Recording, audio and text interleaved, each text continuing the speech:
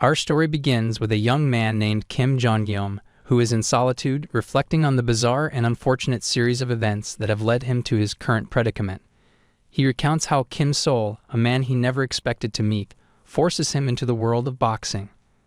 This decision leads to a grueling period of intense training that pushes him to his limits. Despite the agony, our hero perseveres. He acknowledges that simply saying no was never really an option for him. Rather than trying to escape his circumstances, he chooses what he considers a slightly better hell, enduring the rigorous training even though boxing isn't his passion. Later, Kim Sol casually reveals the real reason for recruiting him into the sport. He simply needs a sparring partner because there's no one else in the junior division. Kim is taken aback, finding the excuse ridiculous, but he realizes that what's done is done. Fast forward to the present, our hero now finds himself working at a logistics center. As he looks around, he notices he is talking to a robot. The lack of warmth and the sparse presence of people make the place feel cold and eerie. He begins to question if he is even in the right location. The impersonal setting prompts him to reminisce about his life just 2 months ago, when he had been freshly discharged from the military. He recalls the fleeting joy of returning home, which vanishes almost immediately. His family decides to move to a larger house, but with one major caveat: they leave him behind. They relocate to an upgraded home with Jong-bu, while our lucky guy ends up alone in a tiny studio apartment near the school. His parents, as a parting gift, pay the deposit and half a year's rent. Just like that, he starts a new life filled with forced solitude. With newfound freedom, our hero dives into a job hunt. He isn't exactly desperate. He still has some savings from his time in the military and receives a government scholarship as part of a multi-child family. So he takes things slowly, perhaps too slowly. He imagines romantic encounters at quaint cafes and dreams of meeting someone special, but reality quickly humbles him. When he applies for a job at a cafe, he is rejected for lacking experience. The rejection stings, shattering his dreams as he faces the harsh truth that finding a job isn't as easy as he had hoped. A month into his search, boredom becomes unbearable. He starts feeling useless and hollow. In a moment of frustration, he calls his sisters to vent, only for them to laugh and call him an idiot for moving out so soon. They tease him, saying he should have stayed home longer. In an attempt to help, his sisters suggest he apply to their gym, or at least try working as a delivery driver. They insist that even delivery jobs have become easier now, thanks to AI systems and automation. They recommend a place called PAX Fulfillment Center, where many people his age are currently working. Curious and desperate for change, Kim decides to give it a try. Upon arriving at the PAX Fulfillment Center, he is once again struck by the sterile environment and robotic interactions. Still, he is surprised at how easily he lands the job. Soon, Manager Shin appears, clearly flustered due to a problem with the inventory. The system insists there is tuna in stock when, in reality, they are all out. Manager Shin asks the courier to help check the warehouse. Kim agrees and heads off to search for the missing tuna. As he walks through the warehouse, he jokes internally that even the robot Pax feels warmer than Manager Shin. He manages to find the tuna on the first floor, surprised that it is not in its designated spot. However, as he opens the door to retrieve it, the door slams shut and locks behind him. Realizing he is trapped, he tries calling Manager Shin, but the call goes straight to voicemail. He considers calling emergency services, but decides against it, not wanting to make things awkward with his new manager over something that doesn't seem too serious. Stuck in the locked warehouse, our unlucky hero decides to wait it out. He texts his sister, explaining the situation. She finds it amusing and jokes that he's working at an escape room. Suddenly, a loud crash echoes from nearby. A building has collapsed. His sister calls him in a panic, but the call drops mid-conversation. Something is clearly wrong. A robotic voice booms through the area, warning everyone to evacuate immediately and seek shelter. Now fully alert, our unlucky hero starts to panic. He shouts for help, bangs on the door, and even tries calling 119, but the signal is too weak. Fear begins to creep in. If a war or large-scale disaster is breaking out, he might be in serious danger. As he tries to attract attention, he hears something outside the door. He freezes, sensing that something is out there, something not human. A strange entity slinks past the door, and Kim instinctively understands that staying silent is his only shot at survival. Whatever that thing is, it doesn't seem friendly. Left alone in the warehouse, our hero struggles to process the situation. He sits against the cold wall, mind racing as destruction continues outside. Hours turn into days. By the third day, no one has come to find him, and he begins to accept the horrifying possibility that something major has happened to the world outside. Running low on battery, he starts typing what he believes might be his last note. The alarms have finally stopped since yesterday, giving him a rare chance to rest. Just as he prepares for the worst, a strange notification suddenly appears before him. He stares at it in disbelief as the system claims he has awakened a unique ability, a personal subspace that allows him to store any object.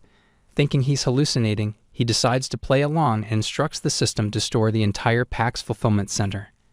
To his shock, the system confirms his request. Moments later, the warehouse disappears, revealing a bleak, post-apocalyptic wasteland. Our hero is stunned. Before he can fully grasp what's happening, another alert pops up, informing him that an operating system compatible with his new ability is being installed. His head throbs as the update completes.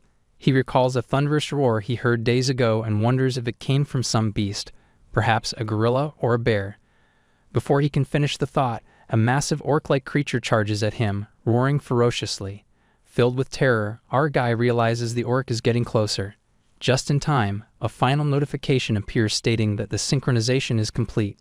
He is now able to enter his subspace. Panicking, he screams in fear and activates the ability. Instantly, he finds himself transported into the subspace, a safe haven shielded from the outside world. He watches as the orc tries to enter, but an invisible boundary holds it back. For now, he is safe. The system confirms that, as the master of this subspace, our guy controls everything within it. No living being, object, or energy can enter or leave without his permission. Still in shock, he looks around at his new domain, trying to process the unbelievable turn of events. Our hero watches the orc from a distance, as it's still unable to enter, his mind racing with uncertainty. He wonders aloud whether creatures like that can really enter the system's space. At that moment, a notification appears confirming that his first tutorial is complete, and as a reward, he receives a mana stone. He reviews the information displayed before him. The facility he's in spans 5 stories, covering approximately 33,000 square meters.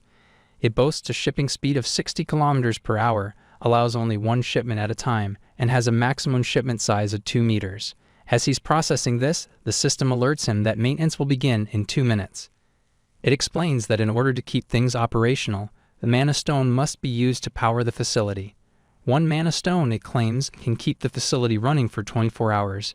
Kin raises a brow, baffled at how such a small object could possibly sustain such a large operation. The system calmly elaborates that the energy structure was altered during the transfer, enabling it to run entirely on mana stones. Still skeptical, Kim mutters that there's no way a tiny stone could hold that much power. But he also notes something else as the system seems to be evolving, growing smarter and more intuitive. Just then, a new warning flashes that the energy supply has been cut off. This poses a serious threat, especially to PAX Fresh, the subsystem responsible for storing and delivering all fresh and frozen foods. A chill runs down his spine. In the chaos of this new world, food is not just a necessity but a lifeline. He realizes that without power, the refrigerators and freezers holding valuable supplies are in danger. He asks the system again if it is truly capable of sustaining the entire facility with a single mana stone, and it reaffirms its claim. He then demands to know how more mana stones can be acquired. The system responds with a chilling answer. They must be obtained from beings not of this world. The term beings from another world leaves him in silent reflection. The meaning weighs on him as he stares once again at the orc, still unable to enter his domain. But he has no choice. He uses the mana stone to restore power to the facility, and the lights flicker back to life. He inquires whether he can resume searching for items, and the system affirms. He immediately begins scavenging for weapons and locates a camping hatchet, a kitchen knife, and a folding steel knife. Looking at them, he sighs, these tools aren't ideal for hand-to-hand combat. Throwing them might be his only viable strategy. Still, he worries. The stock is low, and the sharpness of these weapons may not be enough to pierce an orc's thick muscles. He reminds himself that he doesn't have to land a fatal blow right away. Even a significant injury could give him an edge. With that, he steels his nerves and decides to engage. He throws the weapons one by one. They hit, but barely make a mark. The knives are too light to be effective. Only the axe carries any real force. He starts to consider alternative tactics. What if he throws heavier items instead? Something like a bowling ball, targeting the orc's joints for maximum effect. He pauses and asks Pax how many axes remain in stock. The system replies that there are 15. Confused, Kim Jong-gyum expresses that it was the number earlier as well and questions Pax on why the number hasn't decreased. The system then explains that all items stored in subspace are converted into digital information. This means they can be duplicated indefinitely. While they can be damaged, they can never be fully used up. Realization hits him like a wave. He has access to an infinite supply of gear. A rare smile forms as he acknowledges that he'll tire out long before his weapons ever run dry. Then the system shares another crucial feature. Kim doesn't have to manually throw the items. He can command the system to ship them directly from the subspace. The only limitation is a 30-second cooldown between shipments, although that delay can be reduced through skill enhancements. Curious, our hero asks how to perform this enhancement. The system replies that it can be done using mana stones. To test the function, our guy focuses on one of the registered weapons and mentally commands it to ship. In an instant, a knife launches out at a shocking speed, slicing through the air, targeted at the orcs, and dealing fatal damage to it. Our guy's eyes widen in awe as the system confirms the knife was delivered at 60 kilometers per hour. It also adds that with upgrades, the speed can be pushed to 75 kilometers per hour. Any further enhancement will require additional skill improvements. Shaking off the amazement, our protagonist shifts his attention to gear. He quickly finds a pair of lightweight combat boots, tactical combat pants, and a detailed map of Seoul. Alongside these are 12 color marker tools he can use to plan his next move. He unrolls the map and begins marking locations. First his home, then Dabong District, Gangnam, Jongbu, and Yeoljiro. He mentally plots a path. The nearest location will be his first destination. He has people he must reach, people who are depending on him. It's a long journey, and walking the entire distance isn't practical. Fortunately, he finds a viable solution. Among the available items is a Dualton Kodiak Sports electric bicycle. Reliable, fast, and quiet. It's exactly what he needs to move through the city quickly and with minimal noise. Our protagonist takes a deep breath. His gaze hardens with resolve. To the people he loves, scattered across a city now crawling with danger, he sends a silent promise through the space between them. Hold on. Just a little longer, that the youngest is on his way. The story continues as our protagonist stands outside the subspace. 30 minutes have passed since he exited, and already he has taken down 12 orcs. As he steadies his breath, he reflects on the power he now commands. Two things dominate his thoughts. The first is the shipping ability, an overwhelming force despite its 30-second cooldown and limited range. Even with those restrictions, the combat advantages it offers are absurd, and knowing it can be upgraded with mana stones only increases its potential. This skill alone is enough to shift the balance in his favor. The second is the product retrieval ability, which automatically brings back dispatched items. It proves to be just as convenient as the shipping function. However, Kim quickly realizes that not all items are equal. Weapons like axes don't require retrieval, they can be summoned repeatedly without consequence. Mana stones, however, follow a different rule. They only appear after the enemy is dead, and they must be retrieved directly. Just then, a system notification flashes in his mind. He has collected another mana stone, increasing his total to 13. A satisfied grin crosses his face as he acknowledges the reality that he is literally collecting money. These stones represent power, fuel, and currency all at once, and each one brings him closer to something greater. He reflects that placing Pax into the subspace may have been his smartest decision so far. As long as the system remains operational, he cannot die while inside. The next logical step is to get his family in there too, to ensure their safety and preserve what matters most. Continuing forward, his mind lingers on a more troubling realization. Beyond common monsters like orcs, creatures so otherworldly they seem to ignore the rules of this reality. His thoughts are interrupted when his gaze sharpens. Up, a monstrous shape looms into view. A massive winged creature hovers above the ground, dwarfing even the largest orc he's encountered. One look is enough for Kim to know that this will not be a simple fight. In the distance, cries ring out, animalistic roars blended with something far more human. A scream pierces the air, urgent and terrified. Our silent savior bolts toward the source. The sound leads him to a man trapped beneath the shadow of the winged beast. Another survivor nearby tries to intervene but is completely ignored. Confused and alarmed, the man mutters that the creature seems to fixate only on Mr. Choi. The wyvern hovers with unnatural focus, singling out Mr. Choi as the weaker and more vulnerable prey. Kim arrives at the scene and quickly assesses the situation. The creature, drawn to the light glinting off his bicycle, shifts its gaze toward him. Kim activates the shipping system. He launches axes with deadly precision, and one of them slices through the air like a guided missile. The spinning blade slams directly into the beast's chest. A violent thud follows as the wyvern crashes to the ground, motionless. Nearby, a survivor gasps in disbelief.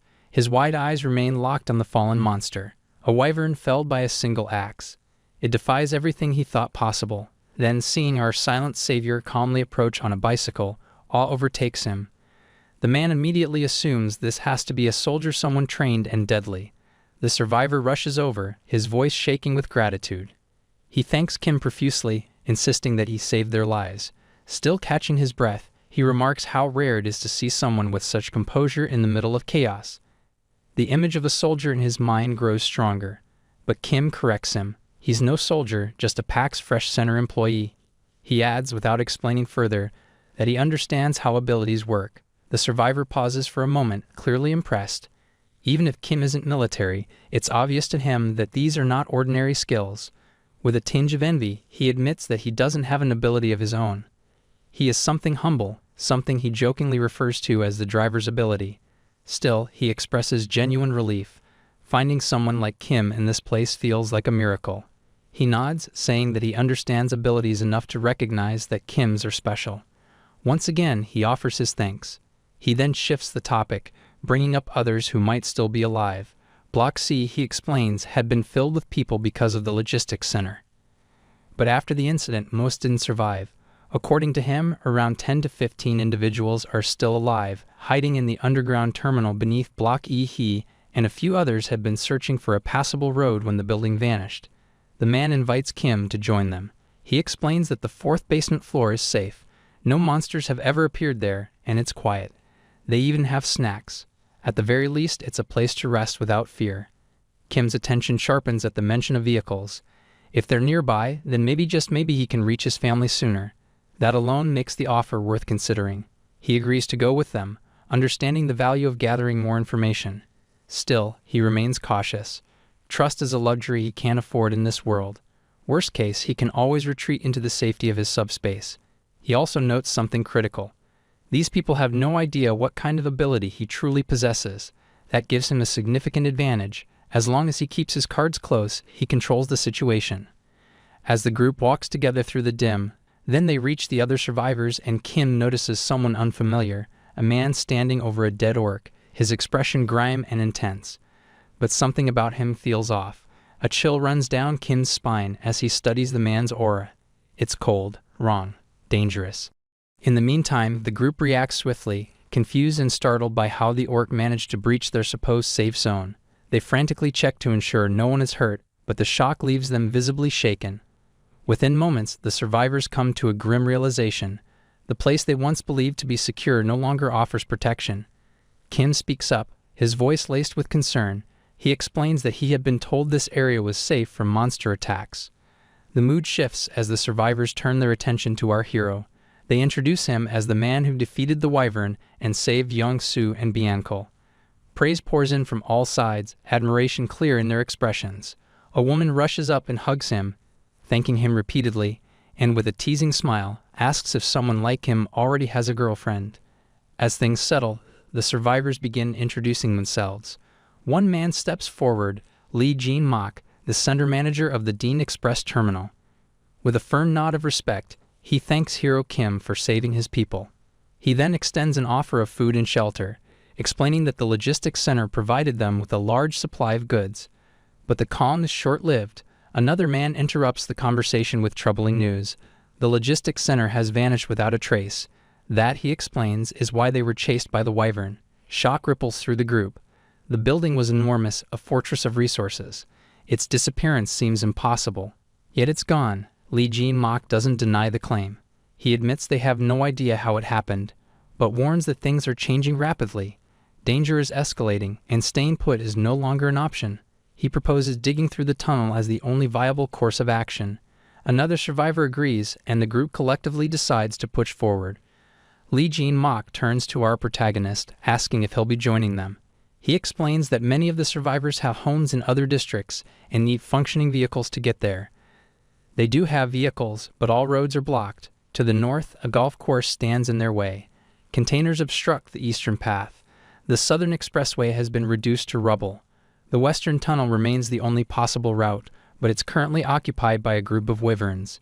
Their supplies from the logistics center once kept them going, but with that gone, they have no choice but to fight through the tunnel. Kim listens intently. Everything they've said only confirms what he already suspected. This group has been barely surviving. He speaks up, stating that he also needs a vehicle and plans to pass through the tunnel. If it's only wyverns guarding it, he says, that's manageable. He can handle it using his ability.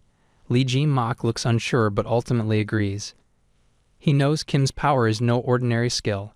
Our hero, however, remains wary. Despite their friendliness, he reminds himself not to overlook the reality that these people have been desperate. It's likely they haven't shared details like the full extent of their food and water supplies. Survival breeds caution, and he doesn't blame them. Determined to stay ahead, our hero decides to scout the tunnel and the number of wyverns himself. Clearing the way will give him a chance to collect mana stones and upgrade his ability. Inside his subspace, he discovers several new potential skills like precise delivery, simultaneous delivery, and automatic delivery. After reviewing their benefits, he notes that 5 mana stones would reduce his cooldown to just 5 seconds. He also sees that simultaneous delivery would be perfect for dealing with large groups of enemies.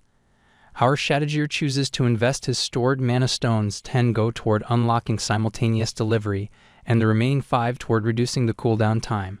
The system acknowledges the changes. One of the survivors voices his concern about our silent savior going into battle alone. The man who was once chased by a wyvern brings this up, suggesting that it's too risky. Still, he admits that if anyone could do it, Kim could. The man expresses his faith, saying he trusts Kim to save them again. The sentiment surprises Kim. Trust isn't something he's used to, and he looks at the man with a puzzled expression. Curious about the man's own ability, our silent savior asks if he's seen any message windows or notifications. The man admits that he hasn't, not since his ability awakened.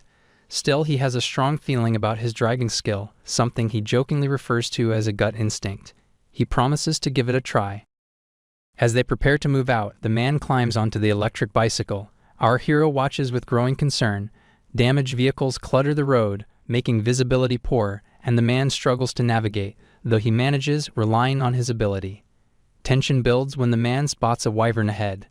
More begin to appear in the distance, and panic quickly spreads. The driver calls out to Kim, his voice shaky. He can't see clearly and doesn't know what to do. Kim urges him to keep driving. They're close to the tunnel, closer than he expected. But suddenly, the bicycle jerks to a halt. The driver is silent, frozen in fear. They are completely surrounded by wyverns blocking every direction, and there's no way out. Both of them realize escape is impossible. Not even our hero can help, not with his current ability. The driver mutters that it's over for them. Kim clenches his fists, his mind made up. There's no point in holding back anymore. This is beyond what anyone else can handle. He makes the call. He uses 10 mana stones to activate simultaneous delivery and the remaining 5 to reduce his cooldown. The system confirms the upgrade. Our silent savior activates his ability. In an instant, a flash of white light engulfs the area. Moments later, silence falls. The wyverns lie dead, scattered across the ground. Our silent savior stands at the center of the destruction. Completely unharmed, the driver stares at the aftermath, speechless, unable to comprehend what he's just witnessed. Axes spin through the air in a violent blur. The driver narrows his eyes, beginning to understand a disturbing truth that these weapons aren't coming from the physical world around him. They originate from another dimension. This realization settles in just as the scene shifts to our hero, now within his subspace. Inside this secluded realm, our hero acts quickly. He activates 1 mana stone, lowering his skill cooldown to 25 seconds. A second stone reduces it further to 20. A third brings it down to 15. With the final stone, the cooldown reaches its minimum of 5 seconds. The system informs him that any further reductions will require a level up of his subspace. He notes this but doesn't linger. There's work to do. Back outside, he then warns Yongsu to stay close for his safety. Yongsu agrees, but his eyes widen as something catches his attention. Behind him, the logistics center stands clear and unmistakable. Its reappearance is both startling and deeply unsettling. Suddenly, the wyverns launch another attack. Without hesitation, our hero hurls axes at the incoming monsters. Yong-soo, still reeling, stares in disbelief. To him, it looks like the logistics center itself is throwing the weapons. Nothing makes sense, but one thing becomes clear. This man is not someone who struggles with monsters. If he wants to get through the tunnel, he absolutely can. Yong-soo's face darkens. The gap between them is staggering, and that our hero doesn't need a vehicle. His ability alone is enough. A flicker of jealousy rises in Yong-soo's chest. He realizes that the other could reach his family far more quickly than he ever could. Still shaken, Yong-soo remarks that the wyverns seem to be pulling back. Maybe they're smarter than they look. Meanwhile, our hero considers upgrading his precision delivery skill, but is disappointed to find he's short on mana stones. Curious, Yong-soo asks about the glowing blue stones. He explains that they're mana stones, items that enhance his ability. He asks if this is Yong-soo's first time seeing one. Yong-soo nods, intrigued, and says he'd like to try it out someday. Our hero then questions why Yong-soo didn't use the mana stones they extracted from the orc's corpse. He adds that not all abilities can be upgraded the same way. Yong-soo looks at him wide-eyed. The sheer scale of the man's power sinks in. He comments that someone like this could tear through the tunnel without breaking a sweat. Quietly, the man reflects. He hadn't planned to reveal this much. His original strategy was simple: scout the tunnel, then break through discreetly. Yong-soo, perhaps sensing this hesitation, apologizes for being a burden. Our hero reassures him. Truthfully, he couldn't have done it all on his own. They decide to head back, wary of another possible wyvern attack. As they walk, Yong-soo asks where our hero plans to go next. He also wonders whether he needs a vehicle. He replies that he's heading to Gangnam, then to Wonbu. Yong-soo perks up. He's going toward Indiakwon. Hopeful tone slips into his voice as he asks if he can join him. The request catches our hero off guard. Yong-soo reflects on his limits. Even if he manages to cross the tunnel, there's no guarantee of a safe journey home. His dragging ability is strong, but he's powerless against monsters. He considers the offer, adding that Yong-soo could handle the driving, which would allow him to conceal his abilities. It's a practical solution. After a moment of thought, he agrees. Yong-soo will drive while he handles the tunnel. He makes it clear that he must clear it alone. Others would only get in the way, and his power needs to remain a secret. Yong-soo promises to gain the group's cooperation. Once they return to the hideout, he quickly gathers everyone and announces that our hero will break through the tunnel on his own. They're to stay behind until it's safe. However, our hero is stunned. He never expected Yong-soo to expose him like this, especially after asking for discretion. The group reacts in waves. Some murmur questions about what kind of power he must have, wondering how he plans to manage the tunnel alone. One survivor urges caution. Another accuses him of raising suspicions. A third simply says they have no choice but to go along with the plan. Then Lee Jin-mak steps forward, calm as ever. He tells our hero that he won't ask about his power. They'll wait as instructed. He thanks him for taking on such a dangerous task for the group's sake. Just as he prepares to leave, Lee Jin-mak stops him again, this time to offer supplies. The group has scraped together food for the journey. The gesture stuns our hero. He insists he acted for his own reasons and that the supplies are too generous.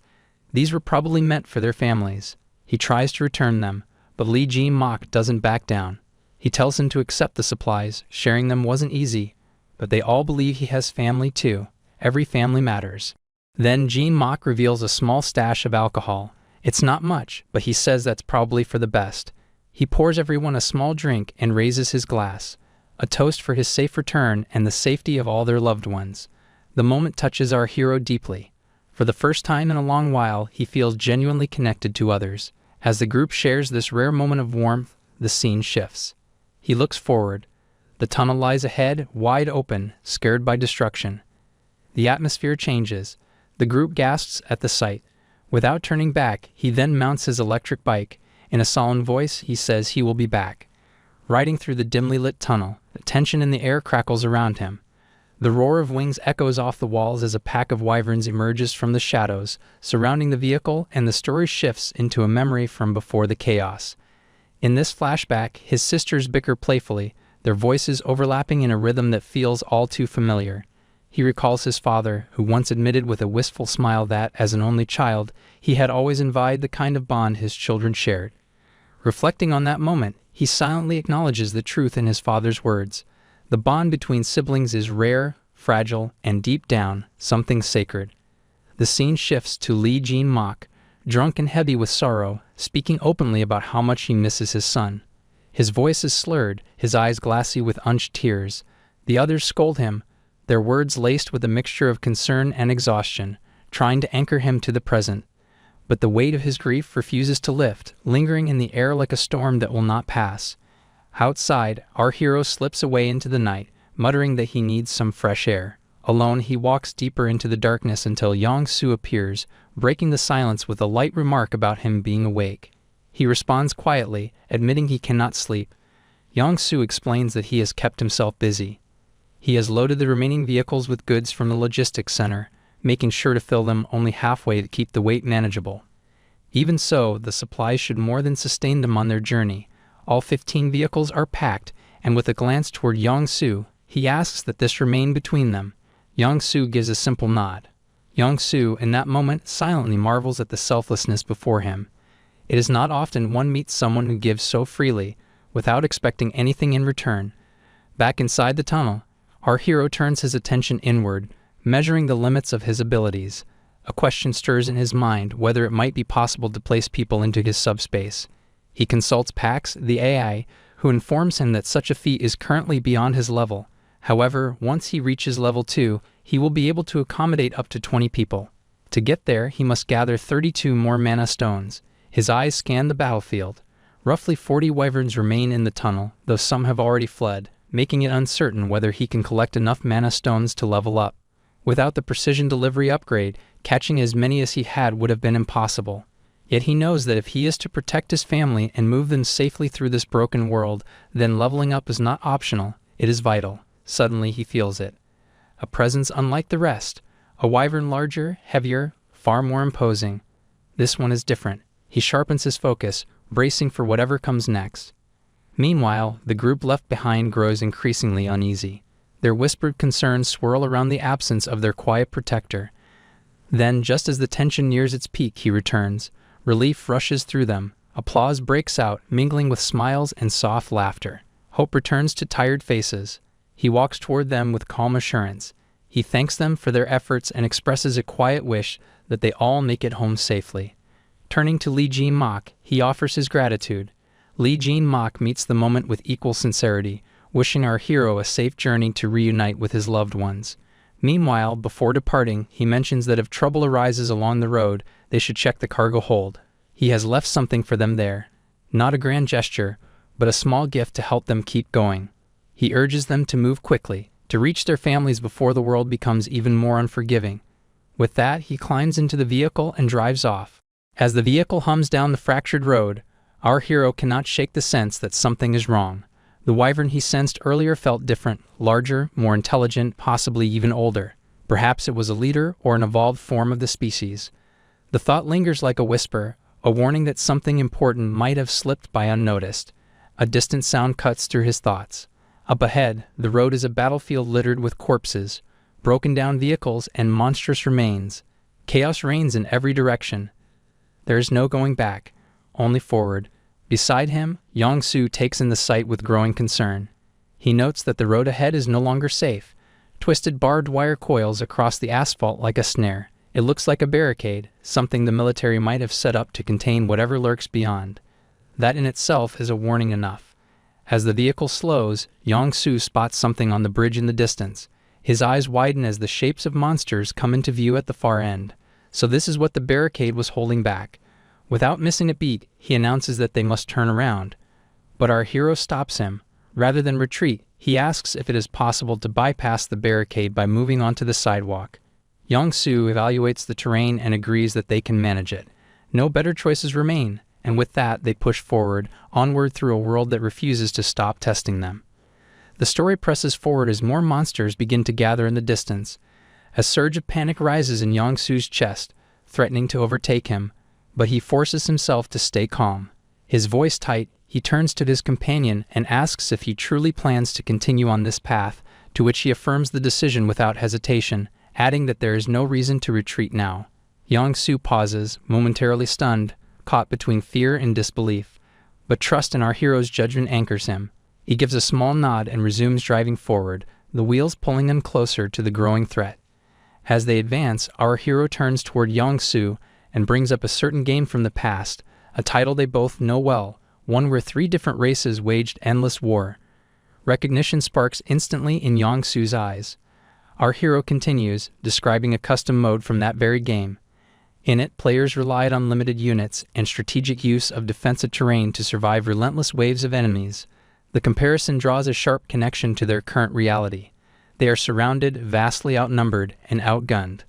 Like in that game, survival now depends on whatever resources and ingenuity they can muster. He instructs Yong-Soo to reverse the vehicle to a specific location etched in his memory. Once properly positioned, he expends 10 mana stones to unlock a new function called auto-ship. With the stones remaining, he boosts the shipping speed to a staggering 100 km per hour. The system pulses with energy in response. Without delay, he activates his ability. A massive double-door refrigerator materializes beside him with a sudden flash of light. Gleaming white and heavy, it launches through the air with a forceful whoosh, cutting a clean path toward the oncoming horde of mutated dogs. The impact is explosive. One creature is hurled backward, its body limp and broken, while others are crushed outright beneath the weight of the appliance. Our hero watches the carnage unfold and collects 12 mana stones from the fallen. A flicker of satisfaction crosses his face. This is what he has been waiting for. He assesses the effectiveness of his evolving arsenal. While his earlier ability allowed him to hurl axes at high speeds with some auto-targeting, it lacked the raw force and area control he needs now. Precision delivery only adjusts the direction of his throws slightly. It doesn't guarantee hits. Against these mutated beasts, who sprint with terrifying speed and do not flinch when their kin fall, the axes are no longer sufficient. But the refrigerator is different. Massive and destructive, it flattens enemies with even the slightest contact, and now with auto-ship active, he can deploy them rapidly and with greater ease. He instructs packs to keep the system running. Yong-Soo watches the scene in disbelief as another refrigerator soars across the battlefield, identical to the last. A deep confusion settles over him. He cannot make sense of how the same refrigerator is being launched again and again. Then realization dawns slowly. These are not the same items being reused. They are entirely new units, pristine and untouched, pulled from what seems to be an endless supply. The man catches the look on Yong-Soo's face and, picking up on his thoughts, casually remarks that he could go for something to eat. That seemingly unrelated comment leads Yong-Soo to a deeper question about the stockpile. If it's truly infinite, our hero senses the unspoken doubt and clarifies. He is not magically recycling items. The axes are simply being retrieved from the ground to keep the battlefield clear and safe. As for the rest, yes, the stock appears to be unlimited. With the mystery cleared up, he asks what Yong-Soo wants. After only a brief hesitation, Yong-Soo sheepishly admits that he could use a Coke Zero and a donut. He adds with a bit of embarrassment that although he doesn't fully understand how the ability works, he still wants to share in the rewards. A smile plays on our hero's lips, his voice full of warmth. He thanks Yong-Soo for his honesty and reveals something more. Yong-Soo glances at the navigation and confirms their position. They are just about an hour from his place. His words carry hope, the kind that dares to imagine survival. He expresses a wish for everyone to make it through safely, especially his companion. But our hero falters. A subtle shadow crosses his face as he admits he is not ready to face his family just yet. The blood, the dirt, the exhaustion, it clings to him like armor he no longer wants. He suggests finding some fresh clothes, anything clean, just enough to look human again, before going home. Yong-Soo expresses gratitude but wonders aloud whether he will really have what he needs. In response, he simply provides what Yong-Soo requested earlier without hesitation. In the same breath, he reassures him that most of their pressing problems have now been handled. Soon, they will leave this nightmare behind. With that reassurance hanging in the air, Yong-Soo starts the vehicle once more. The engine rumbles to life, and they begin moving forward. But after only a short while, our hero groans, asking him to slow down. His face pales as motion sickness begins to churn in his stomach. Yong-Soo casts a glance over and responds with a shrug that it will only take about 20 minutes. Despite the discomfort, he keeps pressing forward, guiding the vehicle down a narrow, twisting road. Every second matters now. They are close, and the urgency demands speed, not comfort. Then, without warning, Yong-Soo slams on the brakes. The vehicle skids with a sharp screech and comes to an abrupt halt. He sits up straighter in his seat, eyes wide, and announces that they have arrived at their destination. The scene shifts, revealing a new location. Yang-soo steps cautiously through the area, his eyes scanning the landscape. Dilapidated buildings surround them, their structures so aged and broken they resemble little more than hollow shells of what once stood. He observes the eerie quiet and notes a crucial detail. There are no corpses here, only the crumbling remains of civilization. All he has to do now is open the door. Our hero watches silently, absorbing Yang-soo's desperation and the way he clings to the fragile hope that his loved ones are still alive. He recalls how fiercely Yang-soo pressed the accelerator, covering what should have been an hour-long journey in less than 20 minutes. That urgency came from raw fear, the kind of fear that refuses to entertain the worst possibilities. He understands, if the worst has happened, if what waits behind that door is a cold corpse instead of a living smile, Yang-soo won't be able to bring himself to open it. He would freeze, unable to face the truth. For a moment, he thinks that maybe it shouldn't be Yang-soo who opens the door. Perhaps someone else should press the doorbell for him. The thought lingers, and then he steps forward, deciding that he will be the one. He approaches with quiet resolve. No one wants to confirm the death of a loved one. Even when the odds of survival are nearly non-existent, that final confirmation feels too cruel, too final. He reaches for the doorbell, draws in a breath, and presses it. Moments later, the door swings open. Standing in the doorway are Yang-soo's family, their faces frozen in disbelief. The tension shatters in an overwhelming wave of emotion as they recognize him. Relief overtakes their expressions. Tears come freely. They are safe. They are alive. Yang-soo moves forward, nearly crumbling under the weight of his relief. His wife runs into his arms. He asks how she knew to open the door, and she explains that she heard something, a faint sound that prompted her to peek through the peephole. That small sound was enough to bring them back together. He embraces his family, the moment heavy with gratitude. His child clings to him tightly, voice trembling and laced with emotion. She blurts out words of frustration, saying she hates him, overwhelmed by fear and confusion. Yang-soo's wife eventually turns to notice the unfamiliar figure standing behind her husband. Curiosity fills her expression as she tries to identify the stranger. But our hero falters. His vision starts to blur, exhaustion surging through his limbs. He feels his body give way, his thoughts growing dim and fragmented. He knows he cannot fall asleep here, not like this. As his eyes close and consciousness slips away, he begins to dream. In this dream, he stands beside his father at a funeral. Within that dream, his father's voice echoes, imparting a lesson. Love, in its purest form, means giving without expecting. It means being grateful even in farewells. He takes in the words, letting them settle in the quiet corners of his heart. The memory shifts. Now he sees his sisters. He remembers childish antics, small arguments, and laughter-filled moments. One scene lingers, his sister playfully jabbing him as they laugh, their father watching fondly. His father's voice cuts through again, gently stating that one day they will both realize how truly precious family is. The dream transforms once more. Now he returns to middle school, bullied and frightened. He is rescued by an older student who later puts him through rigorous training, teaching him how to defend himself. From fear grows strength. The memory then transitions. His sister has just been accepted into nursing school. A message flashes on a screen, announcing her success. Pride fills the scene, warm and bittersweet. Suddenly, another memory rises to the surface. His father tells him it is time. The moment has come. Our hero sees himself preparing to leave home, ready to begin his military service. His family surrounds him, offering words of hope and urging him to be safe, to stay unhurt. He lingers on that final glance back at his family, the last look filled with both love and fear. He begins to stir, his mind struggling to pull him back into the present. Pain pulses through him as his consciousness claws its way out of sleep. His eyes flutter open. Disoriented and still groggy, he sits up. Nothing looks familiar. A creeping panic rises in his chest. Had he fainted, his last memory is just a haze. He instinctively reaches into his subspace, fingers closing around an axe, ready to defend himself if needed. But then a voice cuts through the fog. He looks up. Yang-soo's wife and child stand before him, their eyes wide, watching him closely.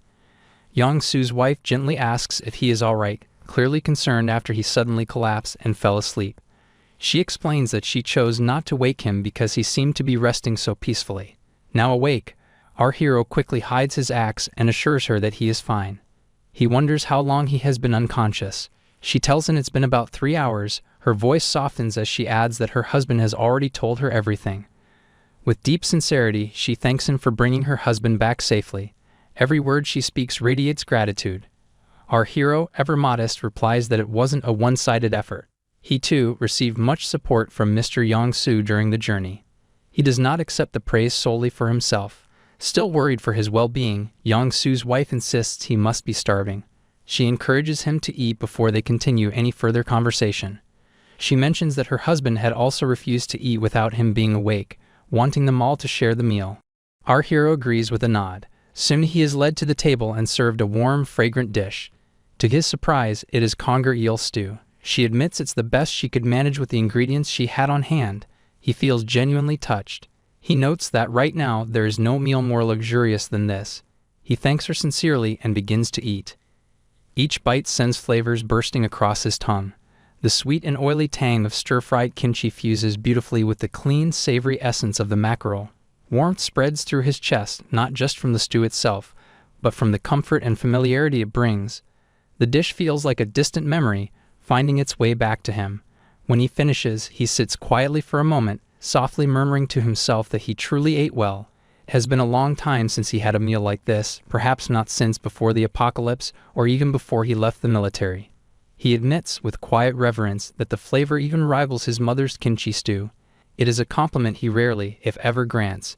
Not long after, Yong-soo speaks up and offers to drive our hero to Gangnam, which he listens to but clarifies that Gangnam is not his final destination. He still needs to reach Jongbu, and for that he will need to hold on to the car a bit longer. Yong-soo understands but proposes a condition. He suggests they step outside to discuss it in more detail. Once outside, Yong-soo lays out his plan. They will travel together in the truck to Gangnam, and afterward, he will use the electric bicycle to return. His only request is that our hero hands him the bicycle when the time comes. He admits the bike may not seem like much, but it is enough to help him get to Gangnam swiftly. Our hero agrees, but he remains puzzled. He wonders silently why someone would take such a risk just to help him. He does not yet fully understand Yong-soo's reasoning.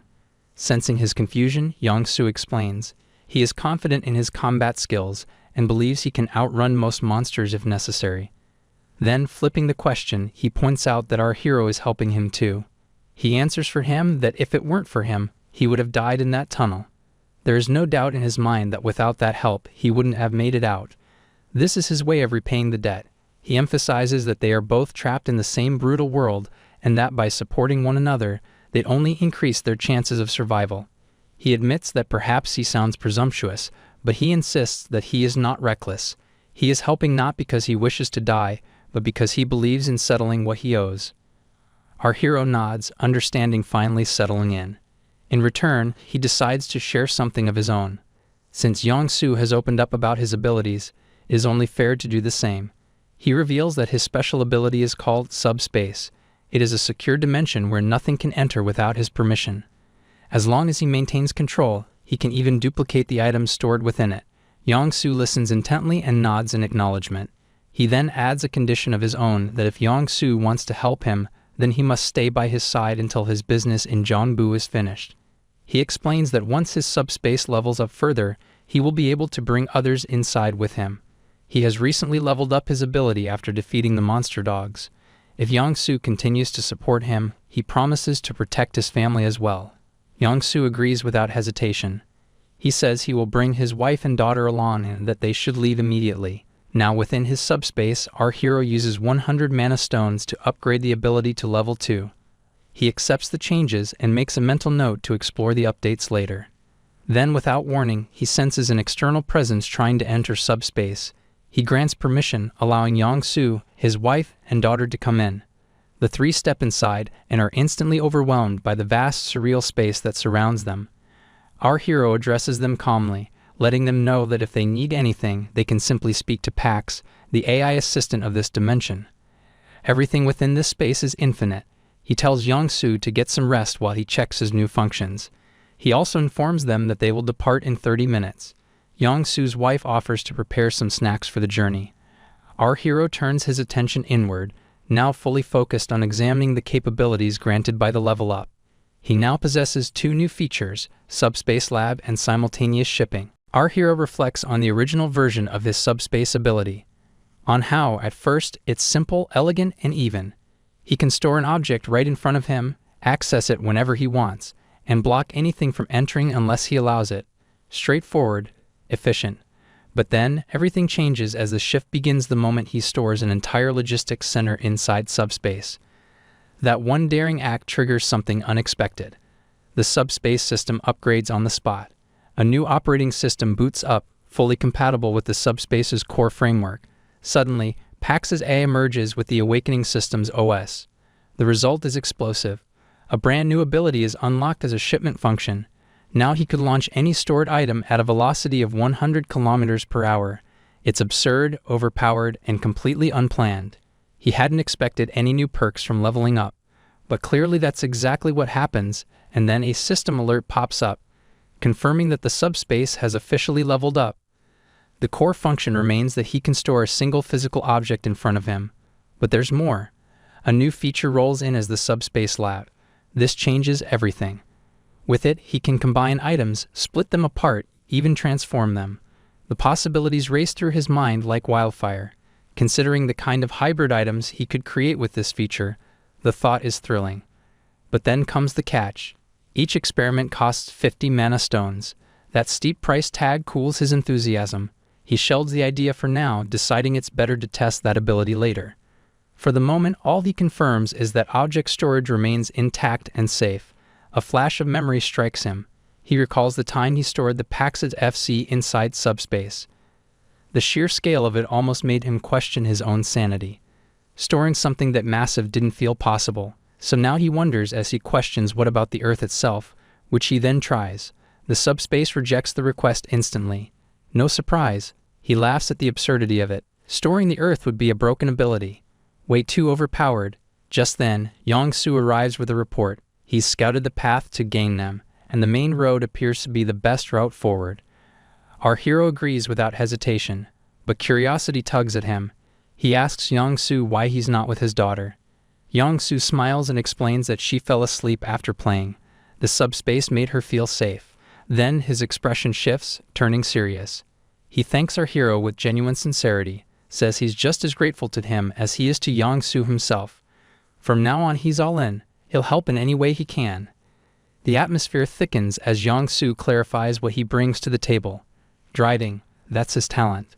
When it comes to raw speed, he has no equal. Our hero smirks and jokingly warns him to ease up on the gas pedal. But Yong-Soo shakes his head. This is how he repays the favor with speed.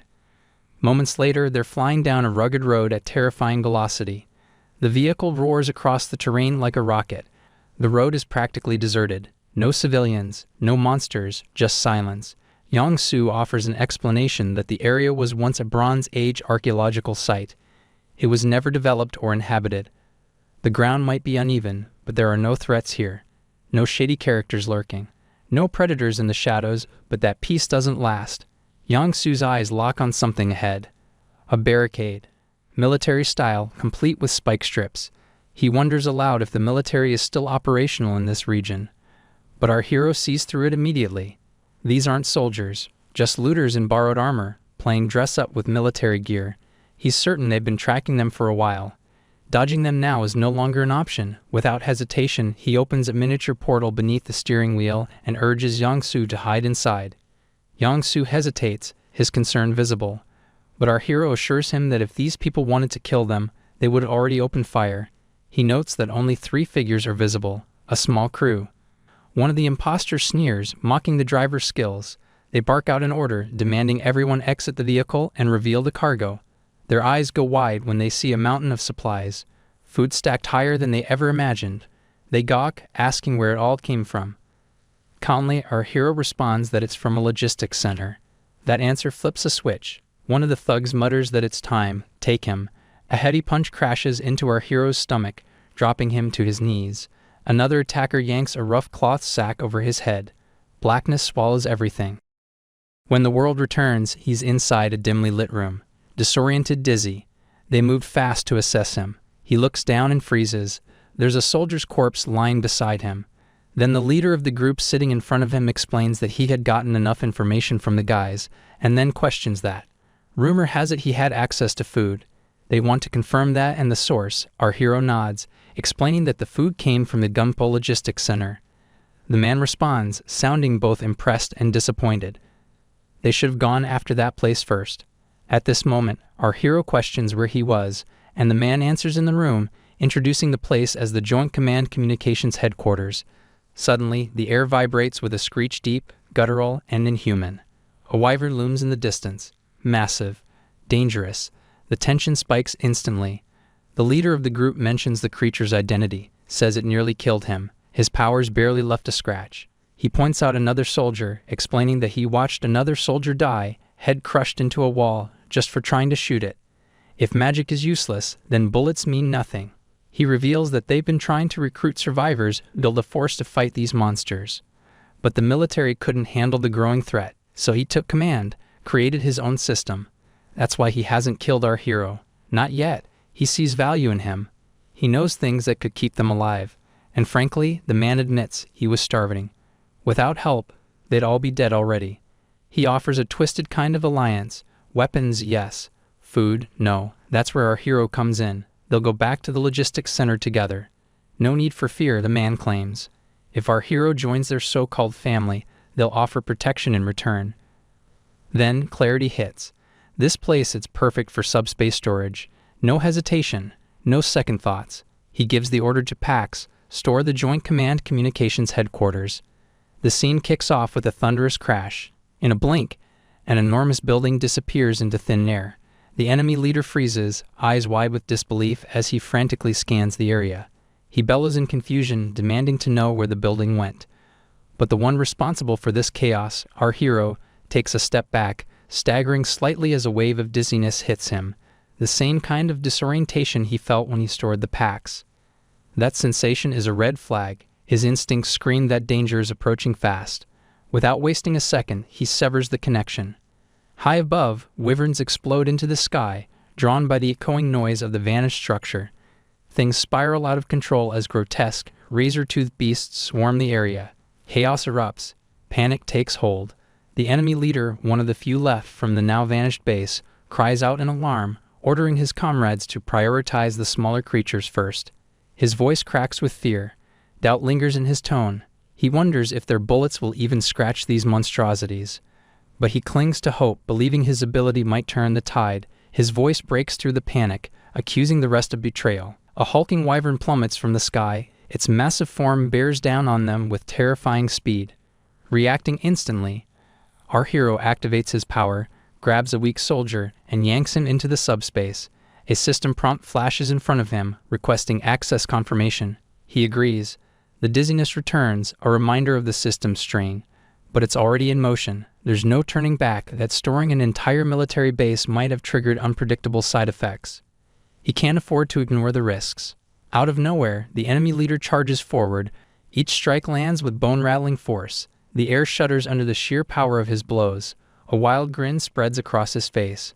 He declares a level up and shouts that he's ready to crush them all. However, it's fatal as the wyvern chews his head off. Meanwhile, in the aftermath of the clash, Yang-Su rushes up to our protagonist inside the subspace, breathless and shaken. He asks if things are under control and points to the wounded man now lying on the ground. Our hero replies that the man looks like a military man, and judging by the marks on his body, he's been tortured. Together, they lay him down and begin checking for injuries. Yang-Su examines him quickly, confirming there's no heady bleeding. Yang-Su glances back at the newly arrived structure. He stares, stunned. It's massive. He remarks that from a distance it looks like a full-blown military base. The main character nods, admitting that he brought it in, though he hadn't realized how enormous it truly was. Memory flickers during the original transport, and he was blindfolded. He never had a proper look at it. Now seeing it fully, he knows he has to explore it properly. He tells Yang-Su to stay behind and watch over the injured soldier. He promises to be quick. As he races toward the colossal building, thoughts tumble through his mind. A military base means an abundance of resources. Guns, ammo, explosives, gas masks, maybe even tanks. In a world ruled by chaos and monsters, this place is a game changer. But he also knows it won't be as seamless as operating the logistics center. Pax handled all the logistics before. This base is something else entirely. As he starts listing the sections of the facility, guns are secured in the armory. Explosives and ammunition are locked in the magazine. Everything must be retrieved manually. That adds another layer of difficulty. He never got to gauge the full size of this place during the initial storage. Now, walking through its vast halls, the scale overwhelms him. It's even larger than the logistics hub. A soft whirring sound alerts him. A drone from Pax floats silently. The machine scans the area and delivers its report. Sector 2 has been added to the system. That means it now functions like Sector 1, just like the warehouse. He halts, eyes narrowing. The implications hit him hard. The drone continues. Items stored in Sector 2 will behave identically to those in Sector 1. That can only mean one thing. He asks Pax for confirmation, questioning if it includes duplication and if the system can now replicate weapons and ammo. Pax confirms. The replication process is already in progress, but it's still early. Completion stands at 0.81%. He pushes for an estimate, but Pax hesitates. Too many variables, a prioritization is possible. He wastes no time mentioning rifles, ammo, grenades, vehicles, fuel, all get top priority. Pax locks the request. It also offers to restrict ordering permissions to prevent misuse, as requested by our hero nods, slightly wary of the rescued soldier's intentions. Meanwhile, outside the subspace, the battle rages on. The screeches of wyverns echo across the landscape. He watches, silently wishing there was a way to resolve this without more bloodshed. But he knows better. The monster numbers are too overwhelming. Diplomacy is a dead language now. The only option left is to fight. He prepares quickly. A rifle materializes from the subspace. He tosses several massive ammo boxes toward Yong-Su, each one crammed with tens of thousands of rounds. He advises Yong-Su to ditch the weapon if it jams. Time is a luxury they no longer have. Yong-Su flashes a confident smirk. No words, just action. He raises the rifle and opens fire. The weapon kicks hard in his hands, but he doesn't flinch. Bullets scream through the air, cutting down wyverns mid-flight. One by one, the creatures crash to the ground, their roars silenced. The recoil is brutal. Firing non-stop takes everything he's got, but he doesn't stop. They hold their position. The tide begins to shift. For a moment, it feels like they might just survive. Watching closely, our protagonist nods in grim approval. But a chill crawls down his spine. Something's wrong. He scans the sky. The massive wyvern from earlier is nowhere to be found. He senses the enemies are lurking, biding their time, waiting for the perfect moment to strike. Determined to flush them out, he deploys a remote-controlled toy car as bait. Yong-Su raises an eyebrow, clearly skeptical about the strategy as he makes it more believable by adding a dummy body. There's a plan in motion. Suddenly, a shadow swoops in. The massive wyvern bursts from its hiding spot. In a single strike, it obliterates the decoy the trap works. The creature was lying in wait. Without hesitation, the commander goes out, and Yong-Su opens fire, unloading a barrage of bullets into the airborne monster. Round after round tears through the air, slamming into the beast, but it barely reacts. The wyvern lets out a thunderous roar, more irritated than injured. Yong-Su stares in disbelief. The bullets should do damage. Instead, the beast remains mostly unscathed, as if cloaked in armor. The young man steps in, nodding in agreement. Something is definitely off. He recalls hearing a thug once talk about attacks being blocked rather than deflected. This might be the same thing. He proposes a little experiment to see whether their firepower can break through the wyvern's defenses. With a grin, he begins hurling grenades. One after another, explosions light up the sky, blasting the wyvern midair. Smoke and fire swirl as chunks of the creature's tough hide begin to peel away. And yet, it stays airborne. He watches in astonishment. How is this thing still alive? Wondering what kind of monster can survive this kind of punishment. As the dust begins to clear, the wyvern backs away. Not because of the damage. It's withdrawing with intent. Yong-Su notices it too, pointing out that the enemy isn't fleeing, just repositioning. The battle isn't over. They prepare to move out, but hesitation lingers. Traveling through the night feels risky. However, they journey as he reminisces on the incident with the wyvern, stating that even with all the firepower at their disposal, the wyvern barely flinched. What kind of weapon would it take to bring down? Something even stronger? The thoughts race. The danger of bigger explosions isn't lost on them. The real killer in grenades is the shrapnel, not the blast. More powerful bombs could wipe out entire areas, risking innocent lives. They need weapons that strike with surgical precision, not widespread destruction. Inside the subspace, the young man checks his mana stone count. 314. That wyvern was loaded. With that much power, he can afford some serious upgrades. He enhances the launch speed to 150 kilometers / cuts the launch prep time to a single second, expands the number of items he can fire at once to 4, and stretches the launch range to 50 meters. The upgrades cost a lot, but the power gain is undeniable. Something new catches his eye, the Pocket Dimension Lab. Curious, he decides to explore. He tells Yang-Su to stop the car, but Yang-Su suggests he stay back while his companion returns in the subspace and continues their journey. The idea works. He explores while they travel.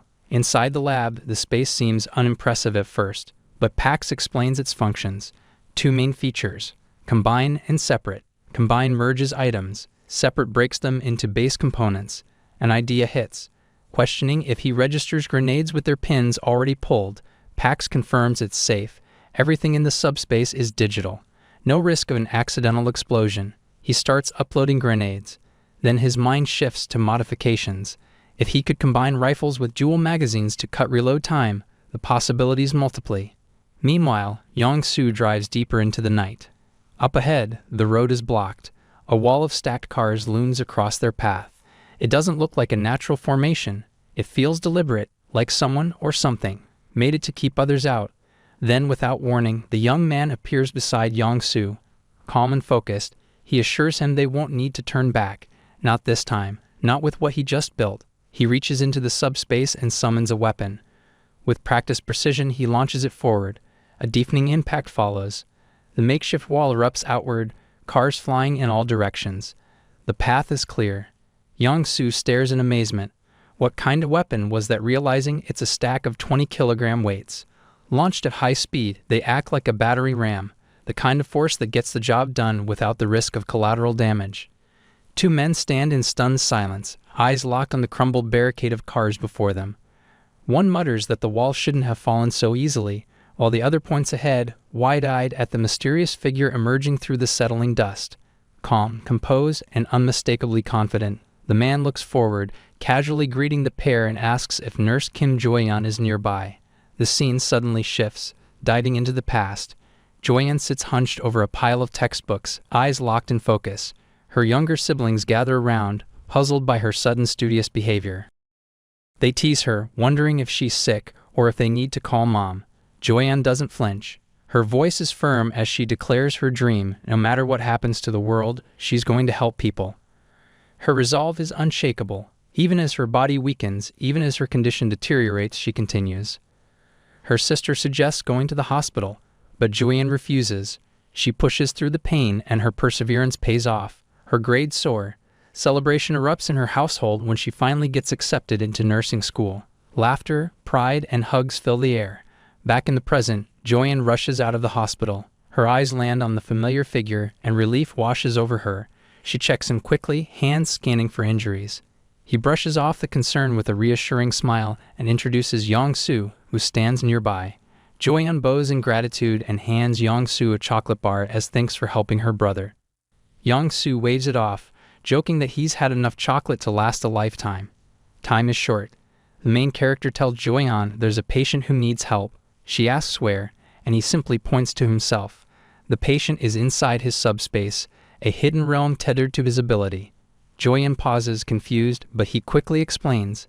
He's awakened. Revealing this power in public could cause trouble. It's safer to work inside the hospital, away from prying eyes. Within the subspace, Joyeon stands awestruck. Skyscrapers stretch into the sky, streets wind across the terrain. It's an entire city hidden in plain sight. He leads her swiftly to the patient, Han Young-ho. Joyeon assesses him immediately. Under ordinary circumstances, the man wouldn't make it, but fate tilts in his favor as she, too, is awakened. Her healing ability may be limited, but it's enough to stabilize him. With proper food and rest, he stands a real chance. The man with the plan watches her work in silence, recalling her past words about healing others no matter what. Her actions now speak louder than ever. Meanwhile, Joyeon mutters about how she should have been stricter with her brother when they were younger. He hands her bread, a gift from Yong-Soo's wife, and suggests she take a break while they talk. As she eats, he recounts the chaos he endured being trapped in the factory, Pax's timely rescue, and the wild turn of events since then. As if on cue, Yong-Soo's wife appears with more bread and tells Joyeon she's prepared the staff lounge for her to rest in. Joyeon nods in appreciation but turns to her brother, brows furrowed. She wants to know how they ended up staying here. He throws his hands up in exasperation, wondering if she wasn't paying attention. He gives her the short version he's planning to bring their parents into the subspace and travel to Yojiro to find their other sister. Joyeon takes a deep breath and makes her own declaration. She's staying at the hospital. He blinks, caught off guard. Is it because of the patients? He assumes so, and she agrees, adding that there's more. In another wing of the hospital, head Jin Seong-hak reviews the recent events. He talks with his staff about the dramatic arrival of military vehicles crashing through walls, new faces with unknown abilities. One of the guards mentions that one of them is Joyeon's brother. Jin Seong-hak waves it off. If anything, Joyeon's connection gives them leverage. He instructs the staff to ration food supplies and exploit Joyeon's position. Then he questions his guard behind him if these newcomers are stronger than he. The man hesitates. That silence is telling. Jin Seong-hak smiles coldly and instructs him to welcome the newcomers. He adds that the wall has already been fixed. No loose ends. Back in the subspace, Joyeon drops the real bombshell. Jin Seong-hak isn't just some opportunistic leader, he's actively poisoning people and using that power to control them. Many of the awakened are no longer themselves. They obey only him. Joyeon has been secretly collecting mana stones, enhancing her healing ability little by little, trying to undo the damage caused by the poison. She pleads with her brother to take their parents and run. He promises she'll survive, but he shakes his head. Leaving her behind isn't an option. Joyeon explains that Jin Seong-hak controls the hospital through food. Anyone who disobeys him starves. It's a tight grip, and it's working. A quiet rage burns in our hero's eyes. He steps forward, summoning a supply of energy bars and combat rations, which startled his sister. Jin Seong-hak stares at the report in front of him, his expression twisting into disbelief. It claims that Joyeon's brother has just delivered an enormous amount of food. He scoffs and waves it off with arrogant dismissal. In his mind, 2 people and a single military vehicle could never bring anything significant. He leans back with smug confidence, certain that this desperate little act will crumble. Soon they'll come crawling back, begging for rations. To him, their so-called generosity is nothing more than childish naivety. But that confidence shatters when a subordinate bursts in with a fresh update. The newcomers haven't just brought food, they've delivered more than the entire hospital currently stores. Jin Seong-hak goes stiff. His brain whirs, scrambling for an explanation. The numbers don't add up. This shouldn't be possible. He mutters to himself, pondering if they might have strange abilities, perhaps something that can replicate supplies, shrink them, or enlarge them at will. To him, it's the only logical conclusion.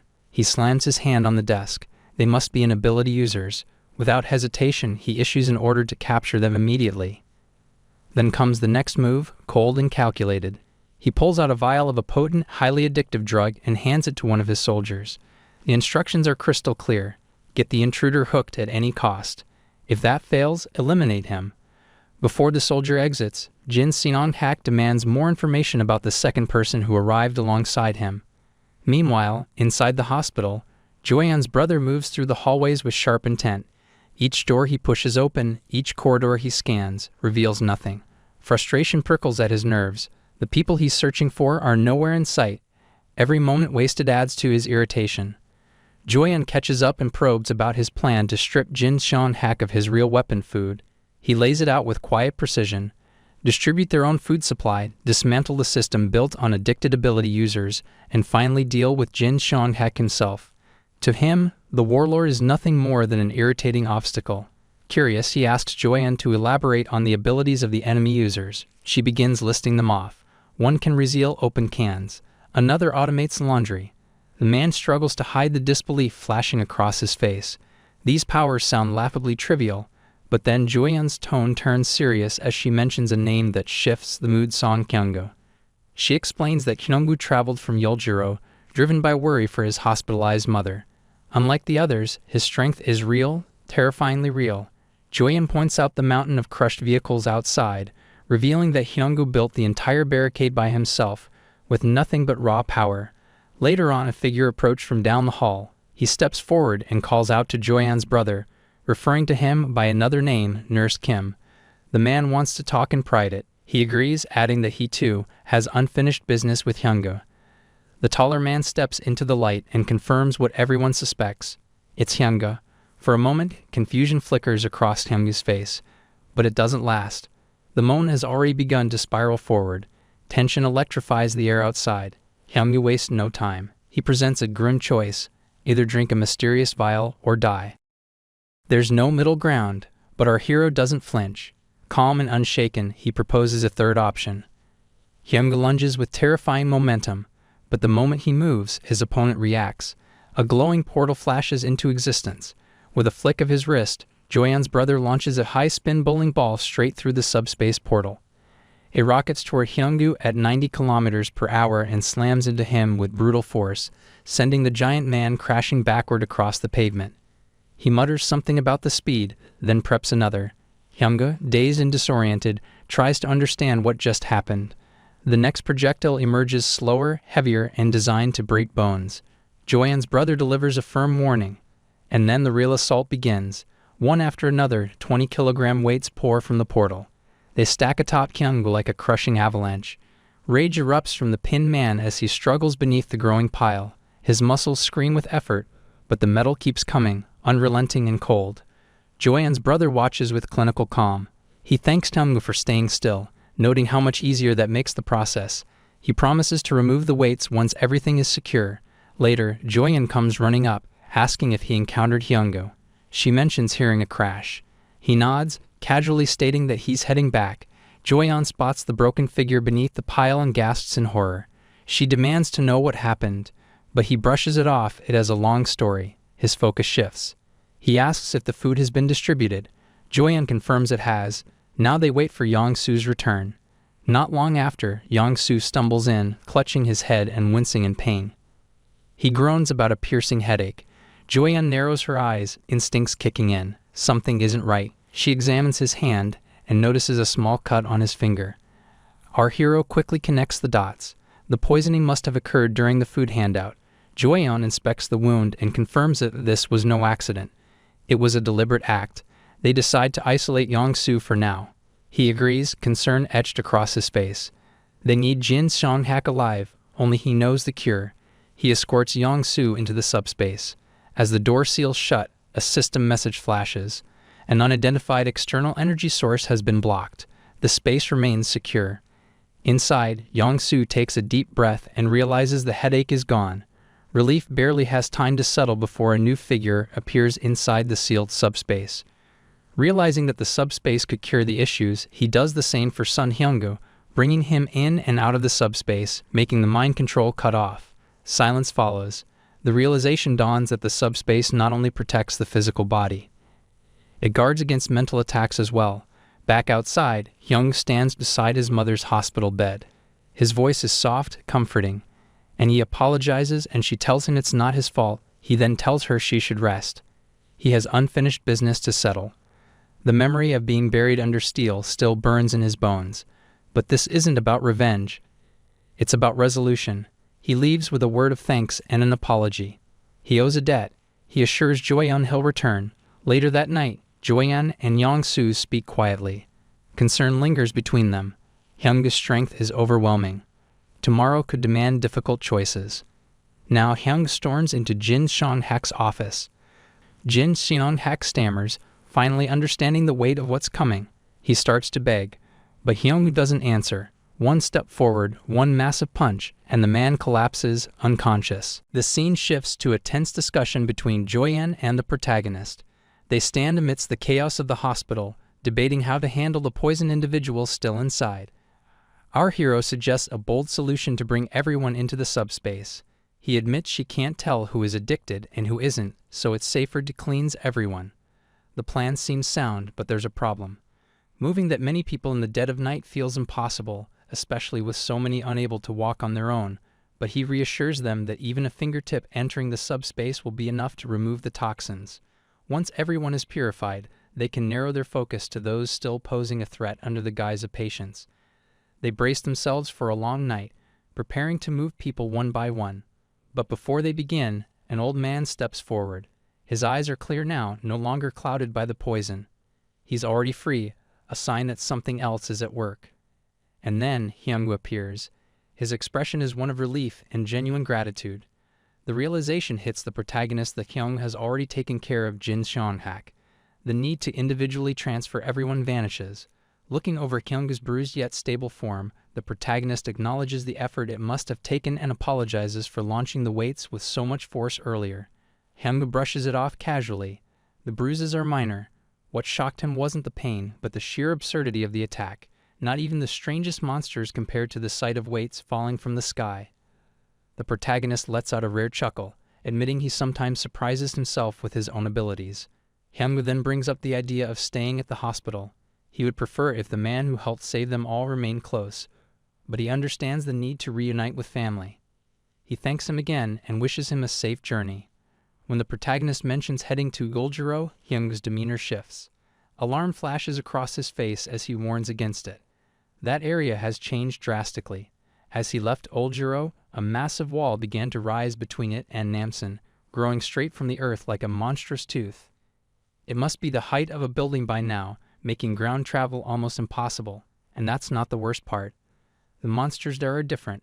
Oljiro crawls with undead skeleton creatures that return to life even after being slain. Unlike the threats in Gangnam, these abominations refuse to stay down. But even with that knowledge, the protagonist remains firm.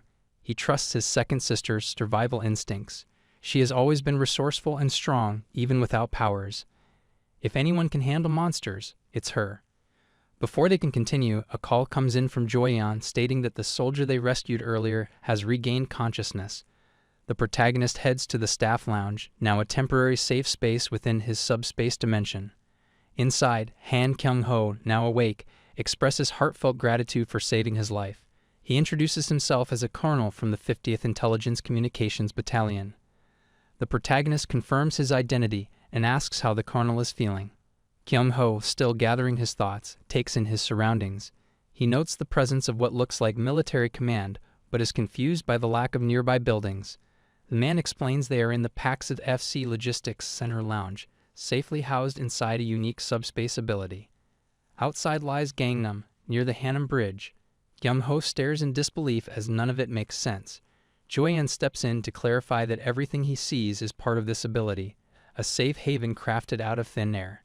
Still overwhelmed, Kyung-ho politely requests to be let off there. The protagonist assures him that no harm will come his way. Even Hyungwoo offers a few calming words, making it clear that he can trust them. Despite their kindness, Kyung-ho stresses the urgency of his mission. He has to reach the Joint Chiefs of Staff immediately. Something bigger is at stake, something he can't fully share just yet. Understanding the weight of his words, the protagonist nods. He asks Pax for a banana milk and a sandwich, intending to offer some comfort before letting the colonel go, but Kyung-ho hesitates, visibly torn. The man recognizes the hesitation and changes course, bringing forth a steaming spread of delicious hot food instead. The gesture works. Kyung-ho begins to speak, revealing a story more horrifying than any of them imagined. He narrates that across the globe, creatures began appearing out of nowhere. Monsters, giant insects, bizarre plants, and even new landforms all arrived without warning. These beings attack anything in sight. In response, the government started recruiting awakened individuals to form special military units. His battalion, stationed near Gwacheon and Anyang, had managed to establish some stability. That is, until the dragon arrived. It was unlike anything they had faced before. Weapons proved useless. Requests for reinforcements went unanswered because nearby units were also under siege. Even communications with Central Command broke down, something unheard of even during intense combat. With no other options, they decided to relocate to the National Communication Command. The journey was brutal. Many died. Others were too injured to continue. They had to recruit more awakened fighters just to survive the trip. When they finally arrived, they found the command center abandoned. No personnel, only documents, and what they found suggested something far worse than monster attacks, a potential coup. Kyung-ho tried to reach the Joint Chiefs of Staff, but then the dragon caught up. Some of the awakened recruits, betraying their own side, turned against him. He barely escaped. Now he believes the First Corps is blocking all troop movements, part of a larger plan that threatens the entire structure of government. The revelation hits hard. The protagonist realizes how dire things truly are. He agrees to drop Kyung-ho off near the Han River Bridge during their route to Goljiro. It's safer to travel together, at least for a while. Kyung-ho initially refuses, wanting to depart at once, but exhaustion betrays him. The man insists he rest first. With everything settled, the protagonist turns to Yong-soo, signaling it's time to move. He instructs him to drive fast, but not recklessly. Every minute counts now. As they prepare to depart, Kyung-ho suddenly stiffens. His eyes fix on something just beyond the subspace's edge, a monster, watching them intently. A monster lunges forward, but before it can even make a sound, a stack of 20-kilogram weights hurtles through the air and sends it flying. The impact is instant and brutal. The creature vanishes from sight, leaving everyone stunned. Kyung-ho looks around, confused, trying to understand what just happened. Calm and composed, our hero steps forward and gives a simple command to Pax deploy Military Vehicle 1. Pax confirms without hesitation. Moments later, a fully equipped military vehicle materializes beside them. Kyung-ho's eyes widen in disbelief as he struggles to process the sudden appearance of such advanced machinery. Our hero, however, doesn't stop to explain. Instead, he calmly tells Kyung-ho to keep eating and resting. Though their destination is nearby, he plans to leave a portal open, allowing Kyung-ho to observe the outside world in real time. The battlefield shifts again. Our hero launches more of the 20-kilogram weights into the air. They become deadly projectiles, blurring through the sky before slamming into unsuspecting works. Each strike lands with a sickening crunch, leaving the beasts stunned before they collapse in pools of blood. He doesn't stop there. More weights materialize, and he hurls them in rapid succession, forming a relentless barrage of steel. The air crackles with energy as the projectiles crash into enemy after enemy. Flesh tears. Through the open portal, Kyung-ho watches in awe. The sheer speed, power, and control of the assault leave him speechless. He observes how each weight not only strikes with deadly precision but also changes direction mid-air and returns to our hero's side like a homing missile. The automatic extraction of mana stones from the fallen monsters only deepens Kyung-ho's admiration. It becomes clear that this man's ability is not just powerful, it's absurdly versatile. Yong-soo, focused on the road, announces that they have reached Bampo Bridge, including the submerged section beneath the water. But there's a problem. The road ahead is blocked and completely impassable. Our hero turns to Kyung-ho, offering a quick apology for the unexpected delay. Kyung-ho, ever the pragmatic soldier, simply nods. He expresses gratitude for any help and says he'll return to the subspace for now. They agree and prepare to find another route. As they continue, our hero reflects on how quickly they've traveled. In less than an hour, they covered the distance from Gangnam to Bampo Bridge. This despite the detours and monster attacks along the way. He credits not just his ability but also Yong-soo's phenomenal driving. Kyung-ho agrees, remarking that Yong-soo's uncanny talent for navigating rubble-filled roads at such speed borders on supernatural. Even watching makes him dizzy. Different as they are, both men clearly possess remarkable gifts. Scanning the surroundings, Yong-soo spots a narrow opening between buildings. It might offer a path forward, but there's a catch. A massive fortress wall blocks the way, towering high and dense. He isn't sure whether it can be broken through, but suggests driving up to it for a closer look. As they move, Kyung-ho realizes that this route would take them through Yongsan. Our hero agrees to drop him off there, since it lies along their path. The landscape grows increasingly desolate as they approach. The devastation is total. Suddenly, the scene transitions to a sterile military office. Bright lights shine off spotless floors as a subordinate informs the director of a visitor. It's the commander of the 50th Signal Battalion, Han Kyung-ho. The subordinate explains that Kyung-ho claims his entire unit was wiped out and insists he has critical intelligence to share. The director listens, skeptical at first, but eventually agrees to the meeting.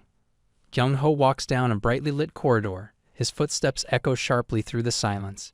He enters the room and stands before the director, recounting every harrowing detail of his recent experience. The director listens carefully, his expression darkening. When Kyung-ho finishes, the director nods slowly, acknowledging the tremendous sacrifice and service Kyung-ho has rendered. Then the conversation shifts. The director mentions the rumors he's heard about an individual with staggering abilities. This man, the one Kyung-ho traveled with, has made a bold request. In exchange for food and supplies, he wants a helicopter.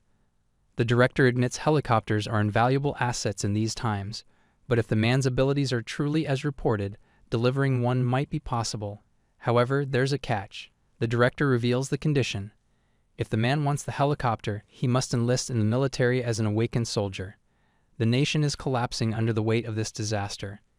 His power could turn the tide. With calm resolve, the man declines. Nothing matters more to him than rescuing his family. The director frowns but respects the answer. Under these conditions, he says, the helicopter cannot be provided. Our hero accepts the decision with quiet dignity. He expresses hope for a peaceful resolution and wishes the director good health before turning to leave. But as he reaches the door, the director calls him back. He has another request, a mission. If completed, it could still earn him the helicopter he needs. The director explains the situation. Our hero listens. He accepts the task. As soon as the mission begins, he unleashes a new wave of weight-based projectiles, each strike tearing through ranks of skeletons. Bones explode into fragments. Screams fill the air. Soldiers observing from a distance stare in disbelief as the skeletons are torn apart mid-charge. The path to Seoul Station is cleared with violent precision. When they finally arrive, a group of weary soldiers emerges from the shadows.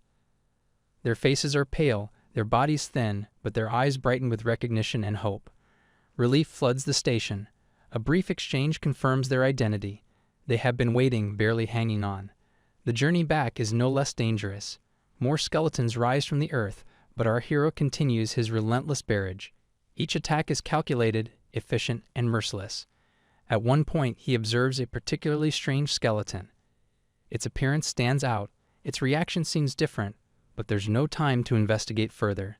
The mission isn't over yet. A skeleton stands amidst the ruins, seemingly unharmed by the chaos.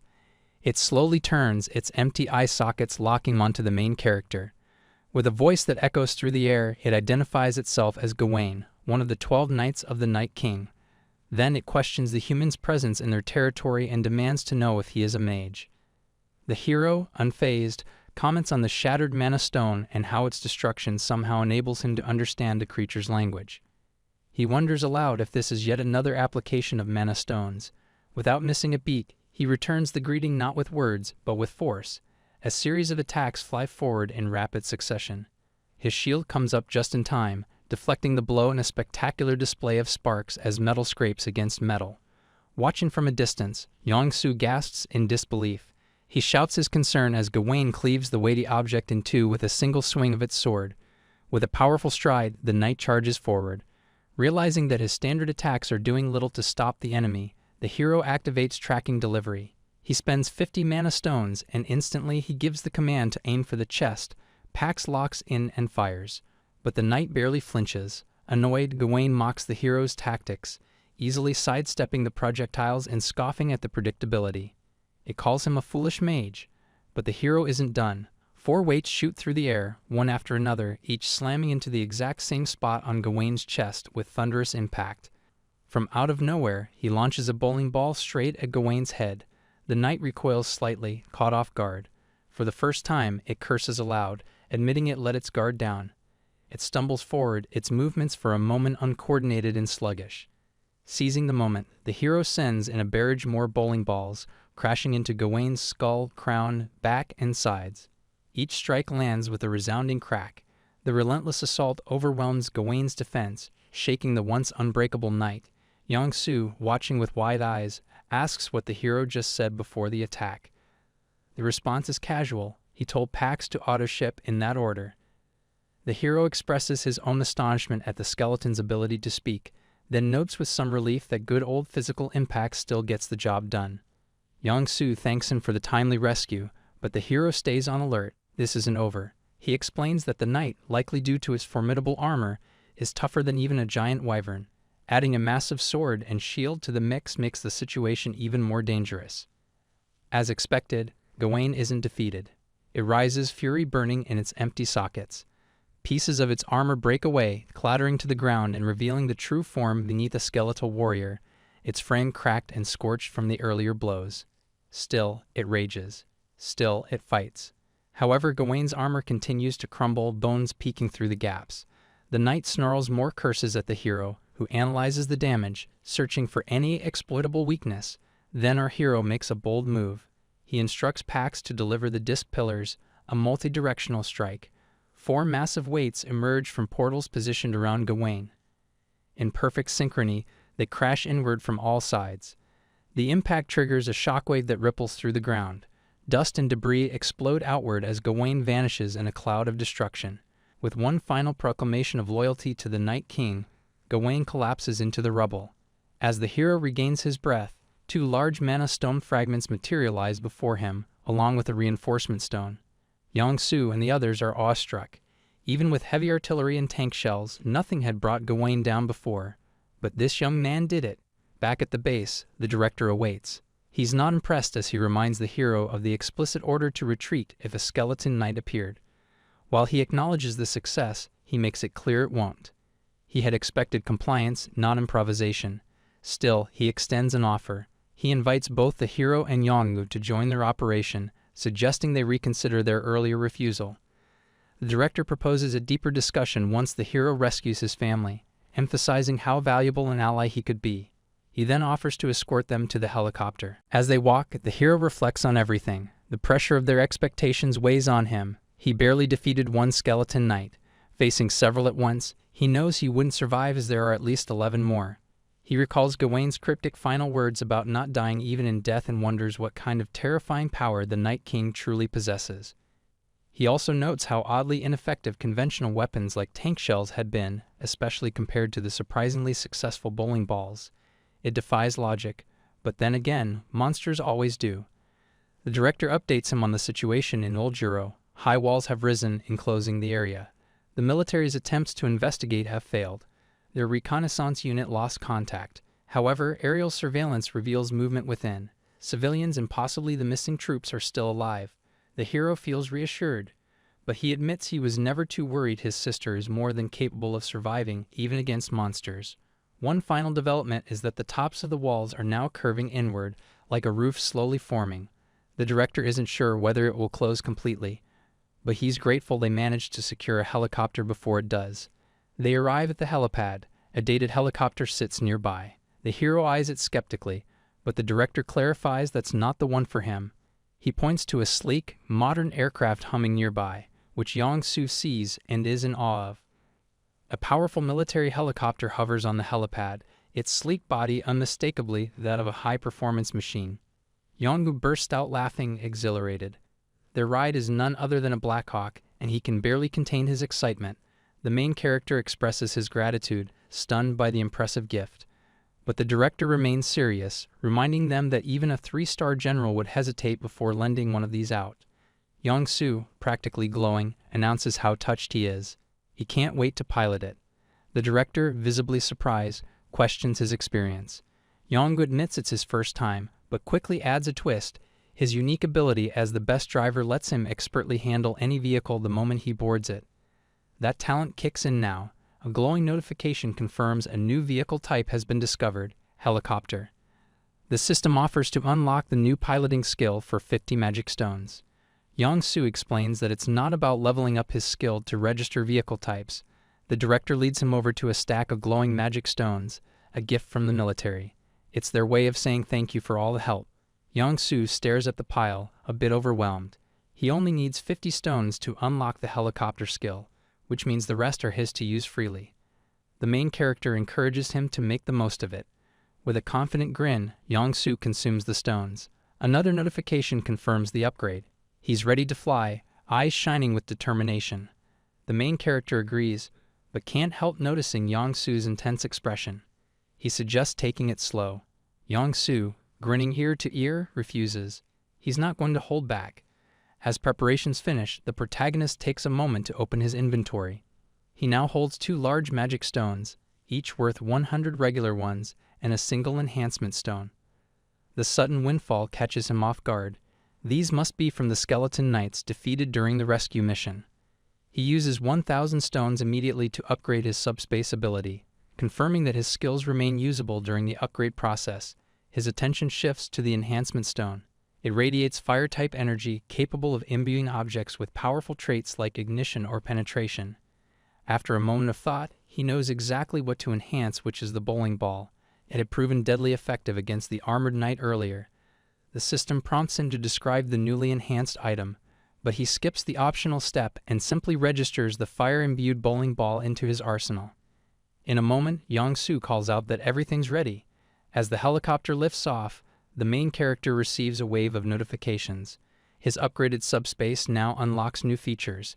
Temporary shipping size increases, and the ability to retrieve registered people directly from storage. Back on the ground, the director watches their departure. He quietly hopes the mission to rescue the protagonist's family will sway his decision about joining the military.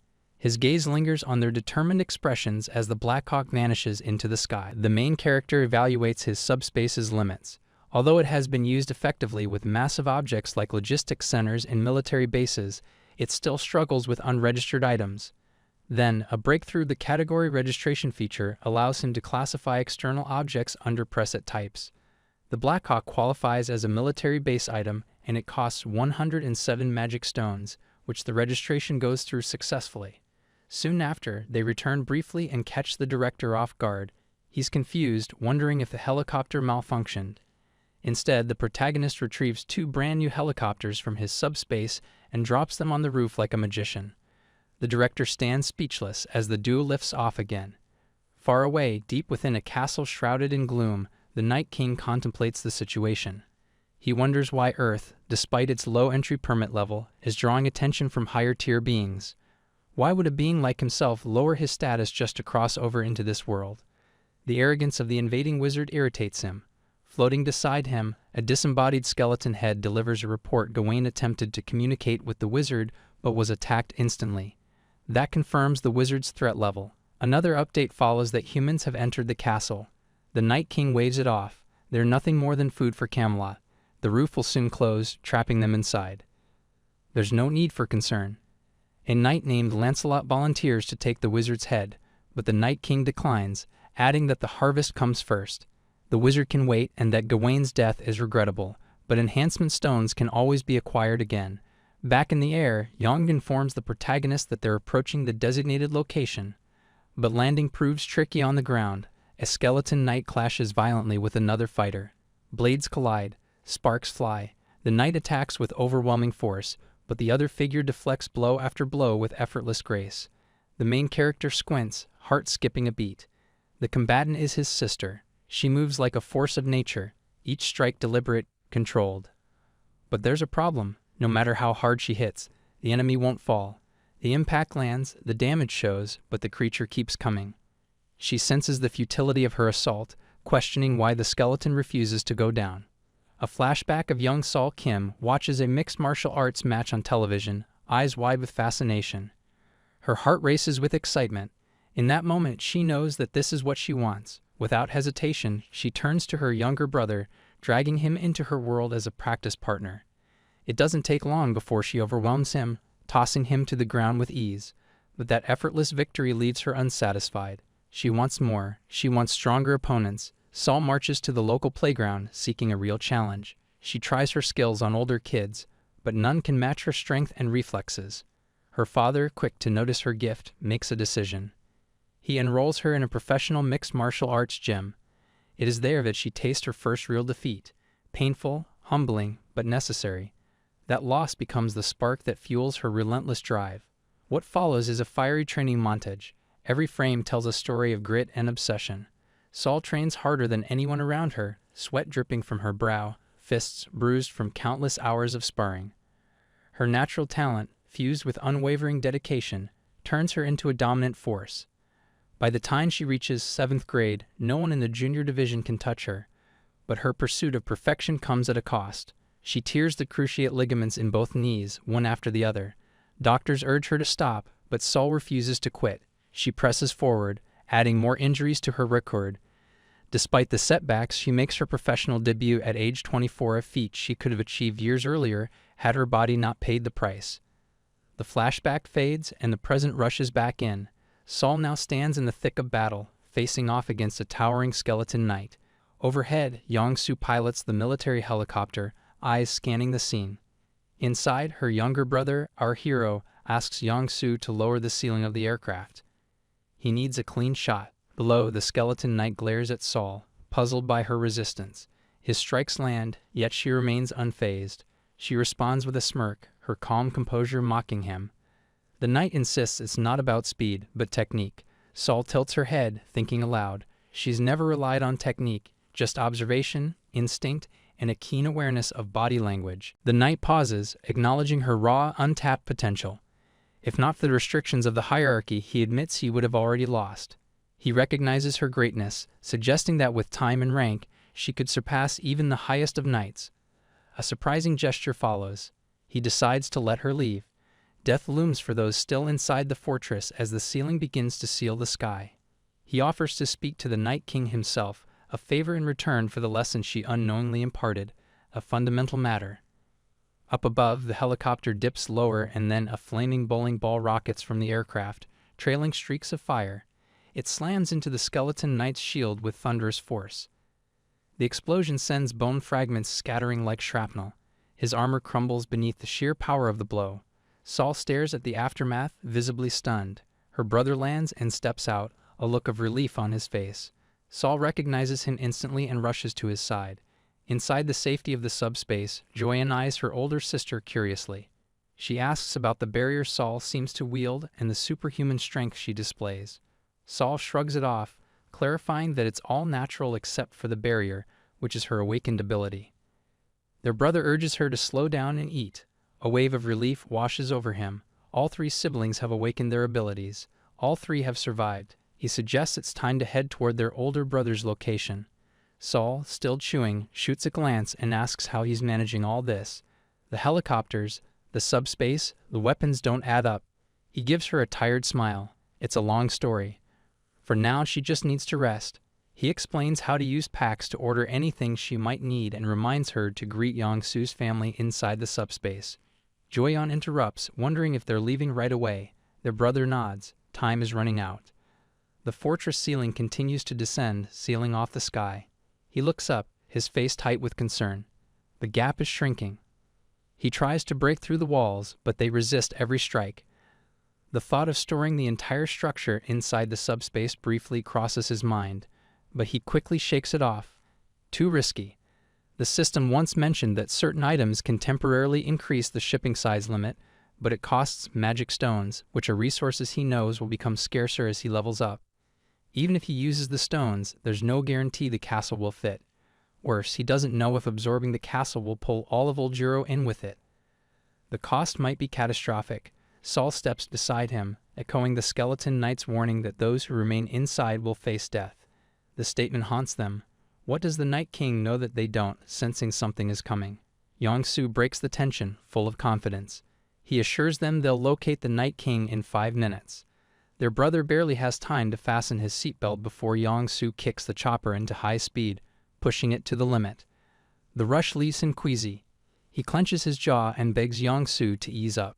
Meanwhile, deep within the castle, Lancelot delivers a piece of grim news. Another knight has fallen Lionel without even landing a single blow. The Night King narrows his eyes. The magician must be involved. Lancelot nods solemnly, recounting Lionel's final moments. The mage's single goal is probably to disrupt the harvest. The king growls. Enough waiting. He demands the intruder's location. Before the order is complete, Lancelot informs him that the enemy is already here.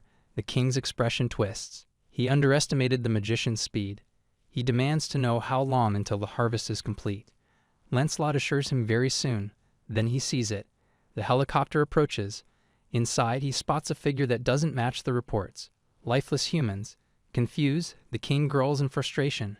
He asks if the enemy is undead, not a mage. Either way, he declares, they won't make it past the gate. On the ground, the trio steps into the castle. Saul and Yong-Su flank their brother, who wobbles slightly, still dealing with motion sickness. He groans, swearing off helicopters forever. But there's no time to rest. A new threat emerges. Bat-like monsters swarm from the shadows. Before anyone can react, Saul springs into action. Her fist slams into one of the creatures, sending it flying into the castle hall. Saul instantly warns him to stay on alert. There's a shift in the air. Something darker stirs in the smoke curling around them. Our hero narrows his eyes, trying to make sense of the figures emerging from the haze. Confusion gives way to alarm. His expression tightens as he grasps the danger ahead. Without wasting a second, he instructs Yong-Su to retreat into the subspace, and Yong-Su obeys without hesitation. Saul's eyes gleam with excitement. She charges forward like a storm, launching herself into the chaos with wild, untamed ferocity. Her power feels raw and overwhelming. Each punch, every kick, lands with a thunderous impact. Monsters fly through the air as if caught in a cyclone of destruction. The panels explode with energy lines flashing across the page, capturing the sheer velocity and force of her onslaught. Her fists slam into grotesque faces, snapping jaws and crushing skulls. Dark blood sprays out in chaotic bursts, painting the battlefield in carnage. But amidst her brutal dance, one of the bat-like creatures lunges forward and sinks its fangs deep into her neck. She barely flinches. Instead, she snarls, grabs the monster by the throat, and slams it into the ground with earth-shattering force. She stands over it, powerful and defiant. Our hero watches from a distance, recognizing her enjoyment in the madness. Still, he knows the monsters are clustered too closely to target safely. If he miscalculates, he risks hurting Saul. His mind races, eyes flick to the system interface. He considers the possibilities hidden within the subspace laboratory's upgrade options. Meanwhile, Saul continues her merciless rampage. As she moves, she begins to notice a pattern. The monsters aren't just attacking, they're drawn to something. Our hero, catching the same detail, makes a move. He summons a massive electrified mosquito repellent weapon. With a burst of energy, the club slams into a monster's head, releasing a violent crackle of electricity. The creature stumbles back, momentarily stunned. A small grin tugs at our hero's lips. The weapon works even better than expected. Saul eyes him from the fray, her brow furrowed. She questions his interference. His response is simple, that he's helping, but she scoffs, clearly annoyed that he's disrupting her momentum. Deep within the castle's shadowy heart, the Night King listens to a report from his subordinate, Tristan. The Night King raises an eyebrow at the claim that a mere human warrior is fighting on par with their knights. He leans back, voice laced with disbelief, noting how a single mage is already a formidable opponent. Now this warrior adds another layer of complexity. After a pause, the Night King makes a grim decision. He chooses to summon Lancelot. Lancelot immediately expresses concern. Summoning a 7th-rank being from Earth will attract the attention of the Chamber of Commerce. The risks are immense, but the Night King is resolute. The magician they face is at least 8th rank. Even if ranks were equal, magic often overpowers knightly skill. With both a powerful mage and a warrior who match knight-level abilities, fighting them with anything less would be a death sentence. However, the knights murmur in agreement. Turning back to Tristan, the Night King thanks him for his sacrifice. Tristan's head is engulfed in spectral flames as he nods in submission. With steady hands, he offers up a magic stone, disappearing as soon as the ritual completes. The Night King uses the stones to summon Lancelot, his most powerful knight. In a dazzling flash of energy, Lancelot emerges, armor gleaming, eyes cold. Back outside, our hero examines the newly crafted electric club. It's a semi-rare weapon, the result of merging enhanced insect repellent tech with an ordinary baseball bat. He notes that while the attributes are somewhat diluted, the utility remains solid. Saul accepts the weapon with casual gratitude.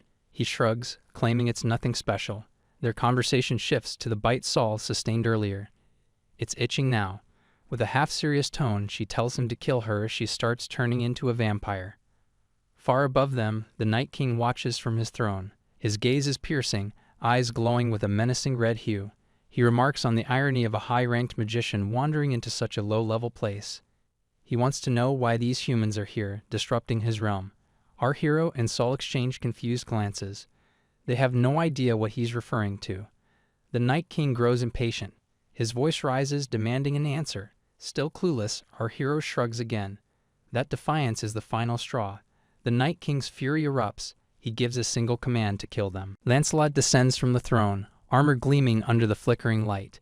The air thickens with tension. Saul lights up, energy coursing through her. She tells her brother not to interfere this time. She wants to test her new weapon, to face this challenge alone.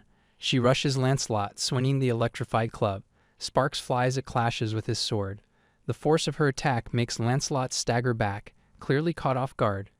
But he recovers fast, retaliating with a sharp, precise strike. His blade slices clean through her bat, breaking it in two. Undeterred, Saul had activated her barrier.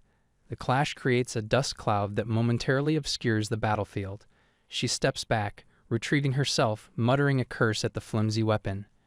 Our hero watches with sharp eyes. He quickly clarifies that the weapon isn't weak. Lancelot is just that strong. Meanwhile, our hero becomes acutely aware of his dwindling supply of mana stones. He's burned through a significant amount just crafting his electric bat.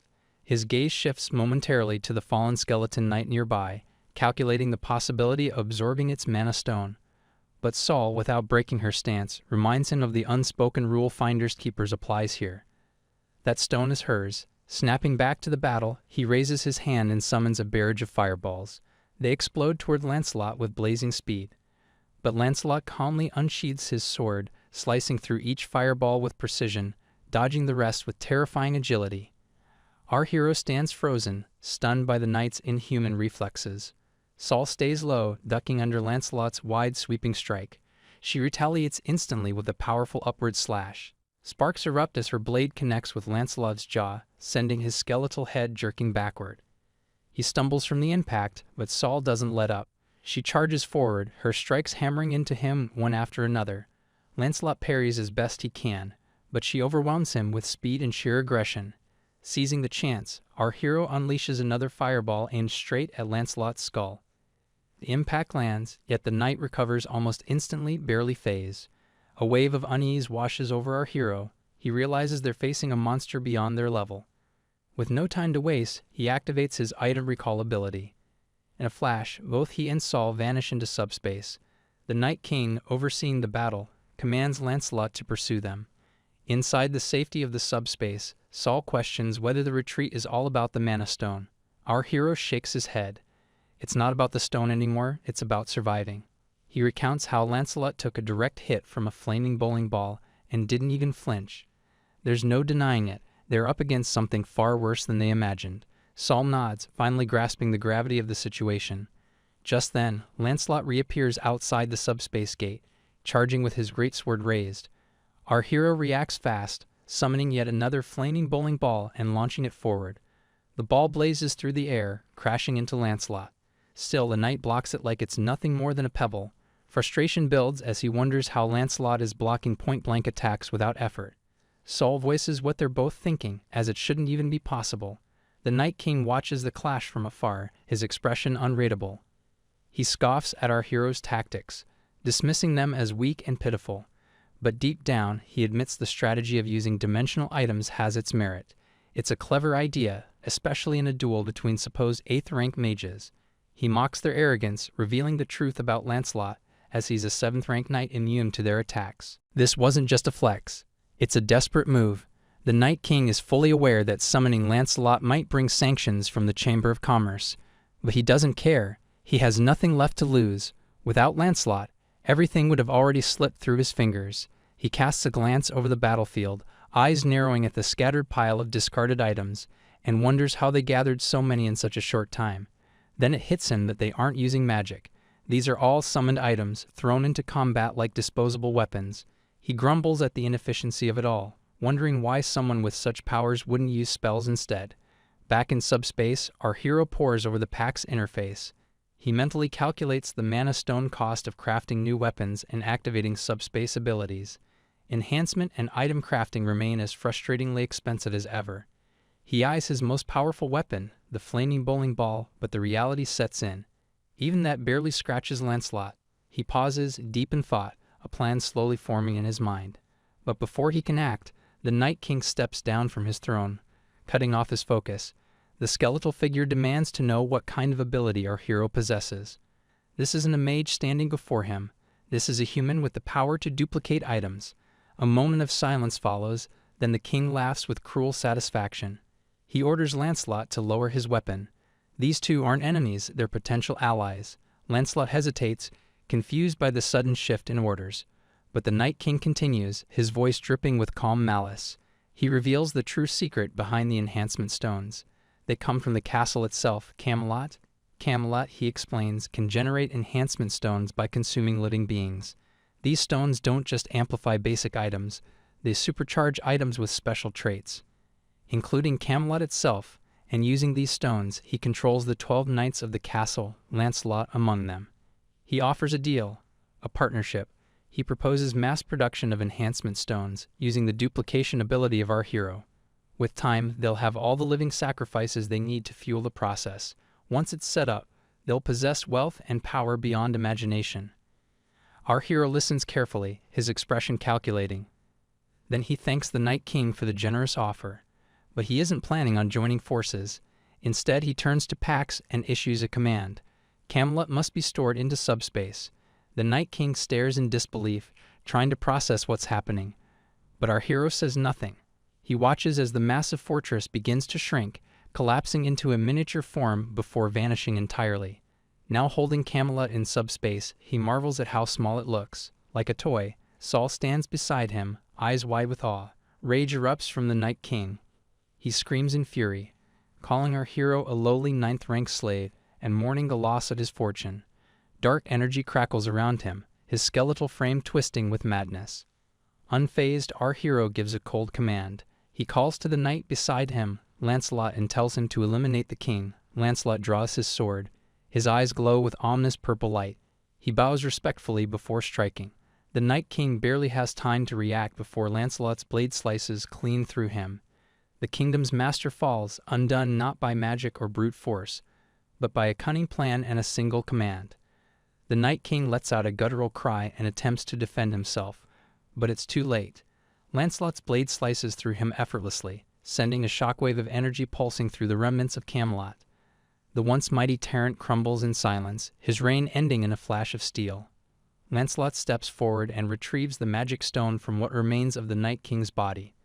Almost immediately, a bright notification flashes before the eyes of the one who brought this madness to a close.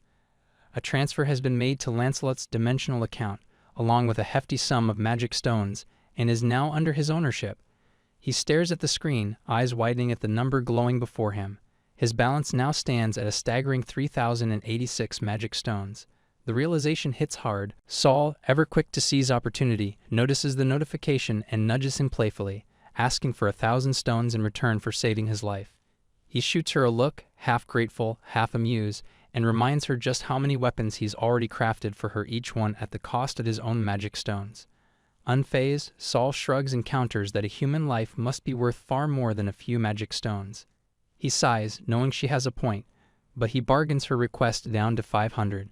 She accepts, but her eyes drift to something else entirely. Lancelot. Still towering in silence, Lancelot's presence remains as imposing as ever. Saul leans in and asks what he plans to do with the knight now. Before an answer comes, Lancelot approaches. His voice, flat and emotionless, declares that his task is complete. Little Yu Jang, Yong-Su's daughter, skips over and begins giggling at Lancelot, fascinated by the knight's gleaming armor and eerie aura. Yong-Su rushes forward, clearly embarrassed, and explains his daughter is rarely like this. Something about Lancelot must have truly impressed her. Yu Jang stretches out her tiny hand, touching Lancelot's armor with wide-eyed wonder. A faint smudge appears on the metal surface. Rather than recoil, Lancelot gently steadies her, making sure she doesn't stumble or touch his weapon. His careful gesture catches everyone's attention. The one watching it all unfold can't help but smile. Despite his intimidating appearance, Lancelot's actions speak volumes about the kind of knight he really is. Saul nods in agreement. It's hard to dislike someone who carries himself with such grace and silent strength. June turns to the group and asks if they'll be heading to Donga next. That destination brings a shift in focus. The newly home of his eldest brother lies there, and it's been a long time coming. Seeing his exhaustion, Joan suggests they delay the trip until sunrise. He considers the idea rest is rare and necessary. Yong-Su tries to lighten the mood, pretending to play the brave knight to entertain his daughter. She's not impressed, calling him boring and refusing to play along. Eventually, seeing his daughter dozing off near Lancelot, Yong-Su quietly scoops her up and carries her inside to bed. Before turning in, he informs everyone they'll be leaving at 6:00 a.m. sharp and advises Yong-Su to get some sleep. With the house settling into silence, he pulls up the PAX interface and scrolls through Camelot's details. The options are intimidating: blood sacrifice, phantom summon, knight ordination, but what catches his eye is the castle installation setting. It mentions he can install Camelot at any desired size. Unsure how many magic stones it'll cost to create a livable space, he decides to test it with 300 stones, just enough, he hopes, for 12 people to live comfortably. He initiates the installation and watches as the mighty castle takes form within his subspace. It grows steadily, the walls forming, towers stretching upward until it stands complete. The knights around him marvel at the sight. Camelot, though reduced, still carries its legendary weight. He asks if the castle is large enough to house 12 comfortably. The knights nod, admitting it's suitable for living but nowhere near grand enough to reflect his newfound status. Saul raises an eyebrow at the cost, wondering aloud how many stones the Night King must have burned to forge the original Camelot. Lancelot answers with calm certainty. At least 1,000. He stares at the massive structure, still in awe of the mana required to build it. Strangely, he feels no drain or weakness despite having stored something so enormous. He speculates the original size must have been even smaller before its enhancement. Noticing that Saul is still awake, he asks why she hasn't gone to rest like the others. She steps forward, revealing she has a personal request for Lancelot and has been waiting for the right moment. Saul approaches the knight and praises his swordsmanship, hoping to learn from him. Lancelot listens silently before replying. He agrees on one condition. In return, she must teach him her fist technique. Her earlier display had clearly left an impression. Saul is caught off guard but quickly regains her composure. She smirks and calls Lancelot sharp for recognizing the value of her skills. She asks if he can handle the intensity of her training.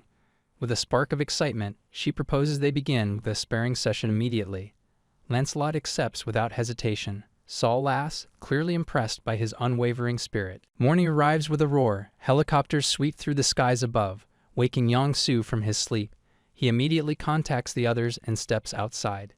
Together, they observe the aircraft circling ominously overhead. One figure among the soldiers stands out. It's Yuskiel, the operations commander. Saniel descends and greets them with a mixture of relief and urgency. He explains he's been tracking their movements since the disappearance of Uljiro's fortress wall. His timing is no coincidence. Saniel cuts to the chase.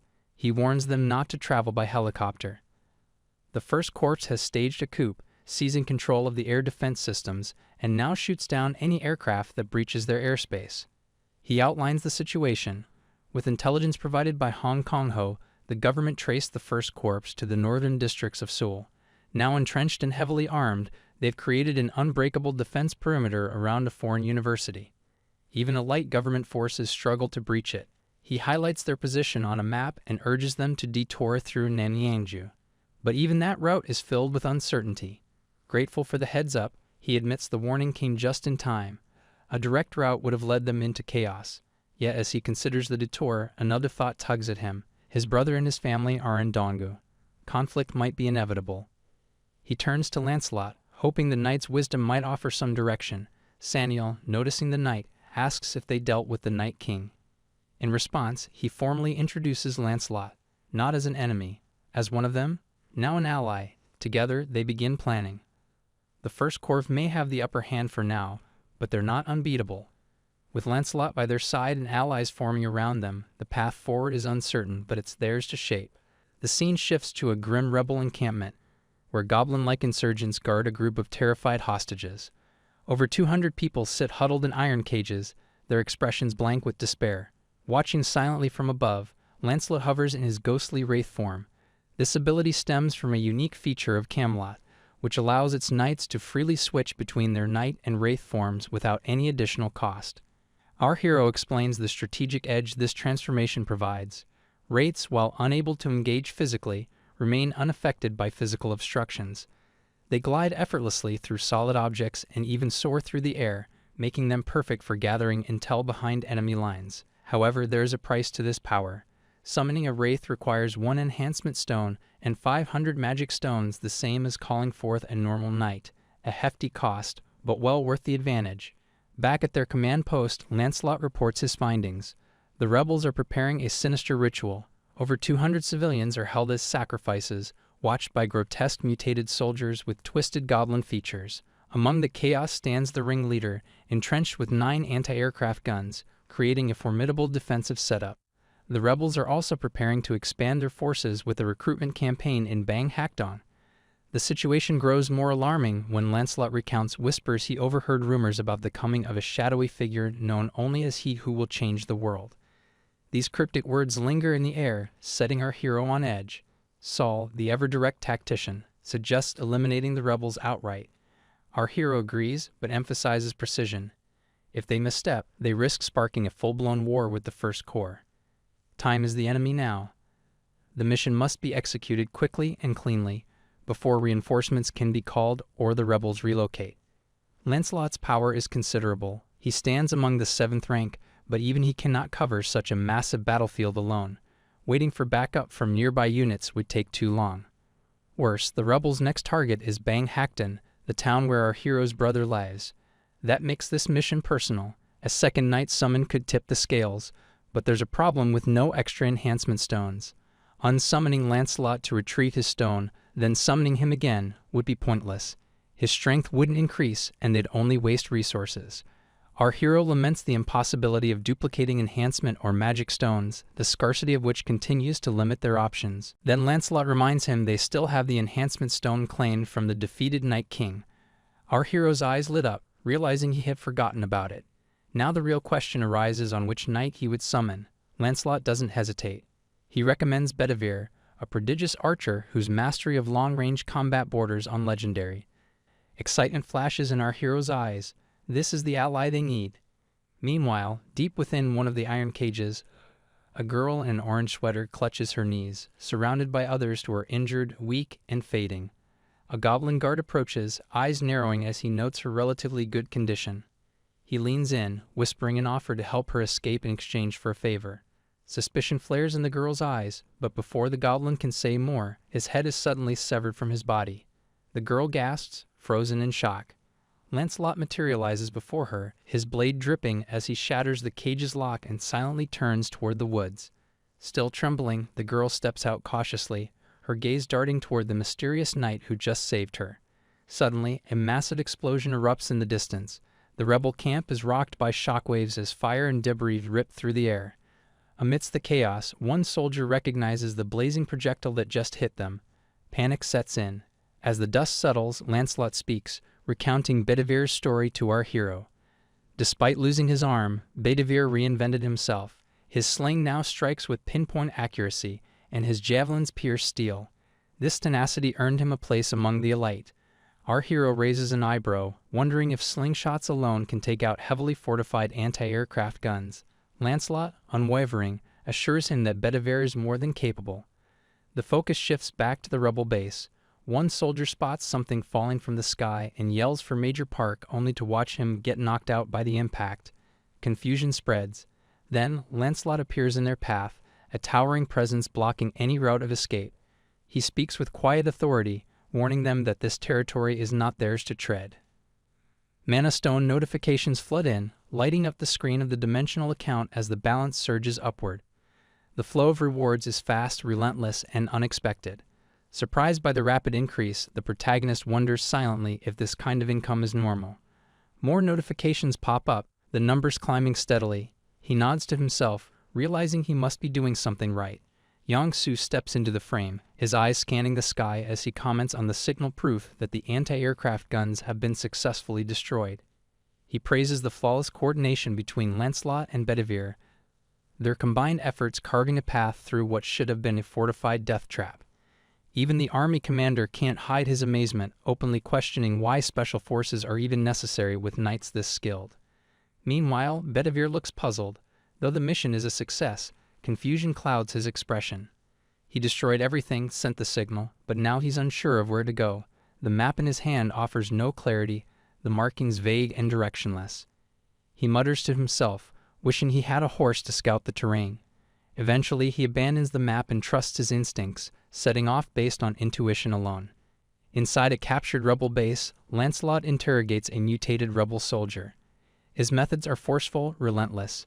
The twisted soldier breaks quickly under pressure, trembling as he spills the truth. The source of their intelligence is a mysterious being named Totadia. He describes Totadia as a force beyond comprehension, a being so powerful it frightens even the goblin-turned rebels. Despite his fear, the prisoner insists he knows nothing more about the plans. Then chaos erupts. The prisoner suddenly bolts, smashing through a window in a desperate bid for freedom. His fellow rebels react instantly, weapons drawn, rushing to cover his escape. He screams for someone to bring him his bike, panic overtaking strategy. Lancelot wastes no time, chasing after him with unrelenting speed. As the rebels scramble, trying to block Lancelot's pursuit, he cuts them down with brutal efficiency. These twisted soldiers believe they're evolving, proudly calling themselves smart for sacrificing their humanity to adapt. but their transformation into goblins does little to help them survive. Back in the sky, Yang-Su informs the protagonist that it's time to land. Wary of the danger below, he urges him to take cover in the subspace. The helicopter dips hard, descending into the heart of the battlefield. Rebels on the ground look up, stunned, as the protagonist steps out of the aircraft.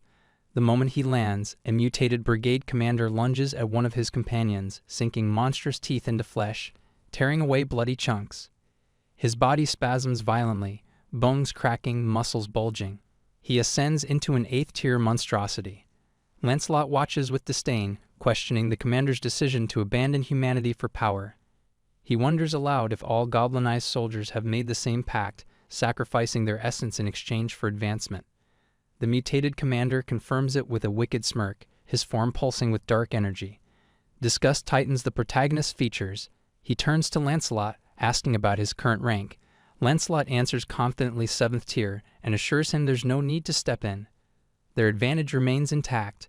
At that moment, Bedivere lands gracefully on the rooftop, his arrival timed to perfection. Following his gut once again proves to be the right move. Without hesitation, he launches a fireball at the grotesque brigade commander, engulfing the creature in roaring flames. Another notification pops up for the protagonist. His mana stone balance spikes again. As the dust settles, Yusenkil steps forward, nodding in gratitude. He thanks the knights for dismantling critical enemy defenses, explaining that their efforts have paved the way for smoother cleanup operations and safer civilian rescues. Then his tone shifts. He asks if the brigade commander still lives. Realization hits hard when he sees the charred remains. Silence hangs in the air. Turning to Lancelot, the protagonist demands to know what else he learned. Lancelot apologizes, admitting he only caught a single name Totagia. It's an unfamiliar word, alien and foreboding. Their understanding of the enemy grows more uncertain. Determined to find answers, the protagonist decides to search for documents inside the building once occupied by the commander. Lancelot points out the structure, noting its overwhelming amount of paperwork. Without wasting time, the protagonist instructs Pax to store every document and map into his military database. Pax complies, calculating the cost and absorbing the data with robotic precision. Yet 2 items resist integration. He examines the rejected form's dimensional being registration documents. One looks pristine, neatly filled out. The other is worn, almost illegible. Lancelot steps closer, analyzing them. He identifies the second form as a shortcut method, likely the one used by the brigade commander to trigger his transformation. The shortcut bypasses standard procedures, using neither enhancement stones nor proper authorization. Confusion gives way to insight. The protagonist wonders why the commander would opt for such a path when the official method was available. Lancelot explains that without a dimensional account and a supply of mana stones, the proper method becomes inaccessible. Most on Earth simply don't meet the conditions. He then reminds the protagonist how he managed to obtain his own account by defeating the 8th-tier Night King in combat. What stands out is the registration form's ability to adapt to each dimension. If it appears legible in the local language, it means the process is valid. Lancelot urges him to register immediately. Doing so would prevent any risk of future goblin transformation. Without hesitation, the protagonist proceeds. He initiates the process, investing 1,000 mana stones. It completes in seconds, surprisingly smooth and efficient. A final notification confirms his successful registration. Just then, a soldier stumbles into view, arms straining under the weight of the heavy bike. He pants heavily, apologizing for the delay. From above, Bedivere watches the scene unfold, amused. He points at the exhausted soldier and jokes about the unusual ride, squinting to see if it's a horse. Our hero blinks, caught completely off guard as Bedivere drops a hefty stack of papers into his hands. Turns out they're dimensional entity registration forms. His eyes widen in surprise, and with a silent nod, Bedivere confirms he's found exactly what was needed. Gratitude rushes through him as he thanks his friend. This is a huge win. These forms are the key to unlocking the next step. Before he can even take a breath, Sol storms over, clearly fired up, demanding answers with fire in her eyes on why she isn't allowed to join the fight. Without hesitation, he hands her one of the forms. His concern for her safety is real, but with this in hand, she can finally fight alongside them, protected under the same conditions. Her expression shifts instantly. She gets it now. He truly wants her by his side, trading blows with monsters and making real change. As she flips through the paperwork, something catches her eye. There's a catch. Registration requires a dimensional account. Our hero freezes. Of course, he forgot that part. Before he can respond, Saul launches a swift kick that slams into him with unrelenting force. He goes flying, crashing down with a heavy thud. Pain doesn't flood his body, just an overwhelming weight. That girl packs a serious punch. Right then, a system notification pings into existence. The subspace levels up. New items, new enhancement options, everything's escalating rapidly. But amid the progress, something's not right. He glances over and spots Lancelot and Bedivere squirming, clearly uncomfortable. Their bodies itch, sting, and tremble with discomfort. Alarmed, he asks what's going on. Lancelot groans, pushing through the sensation, while his sister explains it's like a full-body poison ivy attack. Saul quickly pieces it together. The symptoms match the effects of that mutated creature's bite. Even though her own wound has healed, the lingering side effects remain. Another system update hits. Subspace healing is in effect, but now a new feature unlocks category product registration. This function allows the subspace to absorb external objects, charging fees based on size, weight, and value. Our hero narrows his eyes, thinking hard, wondering if this pain is from healing or something deeper. It's too soon to pull them out of the subspace, so he plays it safe. Lancelot, catching his breath, admits he feels a little better while inside Camelot. That revelation sparks a fresh idea. Inside Camelot, something activates. A new skill unlocks Blood Ritual. It allows him to generate enhancement stones by accelerating the aging of contained vitality. He triggers it, and in a flash, 2 stones materialize, one white, one blue. The white one looks freshly forged, while the blue might have been produced earlier. Shock flickers through him as he realizes the blood ritual works automatically. Strangely, he feels nothing. No sting, no energy drain. Apparently, the item's owner is immune to the side effects. Lancelot, ashamed, apologizes for his earlier weakness, but our hero reassures him. The pain was clearly unbearable, and his strength shines through regardless. Lancelot nods, admitting it's more tolerable inside Camelot. Encouraged, our hero tells him to rest within the castle for now. Lancelot smiles, genuinely thankful. Just staying inside is enough to contribute. That's when the breakthrough hits. The subspace's life support heals them, while Camelot absorbs their vitality. Together, they form a closed loop, a self-sustaining engine that constantly generates enhancement stones. He holds up the freshly created stone. This discovery is massive. His power surges forward, opening the door to limitless growth. But then reality slams back into focus. At his current level, there's no way he can stand against Totadia. He's not ready. Not yet. It's time to dive deeper into the subspace's newest features, to learn more and grow smarter. Meanwhile, back at the main base, the operation commander gathers his squad for a debrief. The rebels have been disguising themselves as the National Army, deceiving civilians and manipulating the system. Thinking of their twisted incentive plan to capture humans and trade them for mana stones. The commander expresses relief that our hero intervened before it exploded into chaos. Supplies have been requested, and updates are incoming. For now, only essential personnel will remain, stabilizing the situation and cleaning up the mess. Then the commander checks the time, and it's already slipped away. Right on cue, a system notification rolls in, not just for him, but for everyone. A message from the multidimensional Chamber of Commerce appears, revealing a shocking new development. Earth is now booming. The message outlines a multidimensional bidding war for control of Earth's regions. Representatives from other worlds and from Earth itself will compete for the right to install dimensional gate portals. Victors secure influence. If Earthlings win, they score unique rewards. Saul looks to her sister, confused. The explanation comes quickly. Earth has been evaluated and deemed a prime target. Now each region becomes a battlefield not of war, but of influence and commerce. But not everyone is thrilled. Their mother immediately calls the chamber out, furious that Earth is being treated like some commodity up for grabs. Our hero can't disagree. The chamber's approach is disturbingly casual.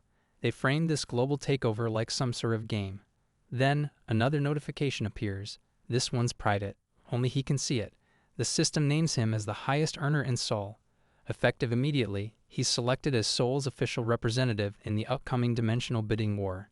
He now has the authority to assemble a team of up to 100 members. If he declines, the opportunity passes to the next top earner. The others are stunned. They didn't receive the same message. Calmly, he explains everything to the commander. His role now is to defend Seoul from invading dimensional forces. He's already locked in Saul, the knights, and his family. That leaves about 80 open slots to fill. The commander congratulates him and hands over a high-priority notice.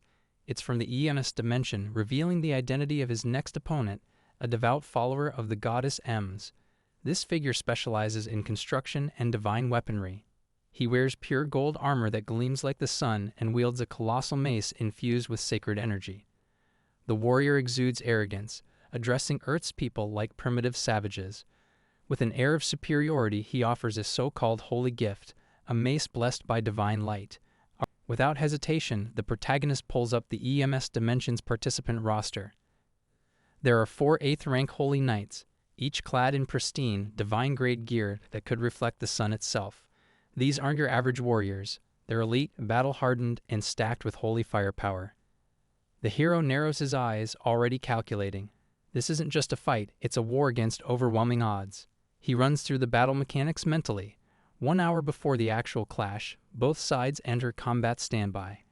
A barrier locks them into place, preventing either side from striking first. That hour becomes crucial prep time. Once the EMS side deploys its gate core, it automatically begins a 12-hour countdown. If the core survives that long, they win. If Earth's team manages to destroy it before time's up, the victory is theirs. There's no way those shining paladins are just going to stand guard like passive sentries. They're expecting a full frontal assault. After all, Earth's team is mostly 9th rankers, all stacked offensively. The EMS Knights will brace themselves for a head-on push, which means the hero has to get creative. Offense isn't the problem, as he's got Saul and Lancelot, both monsters in close combat, but defense is where things get dicey. The Operation Commander voices the concern out loud. Regular weapons won't scratch 8th rank knights. They might as well be throwing rocks. That's when the hero unveils his trump card. Since the recent subspace level up, they've unlocked enhanced weapon capabilities.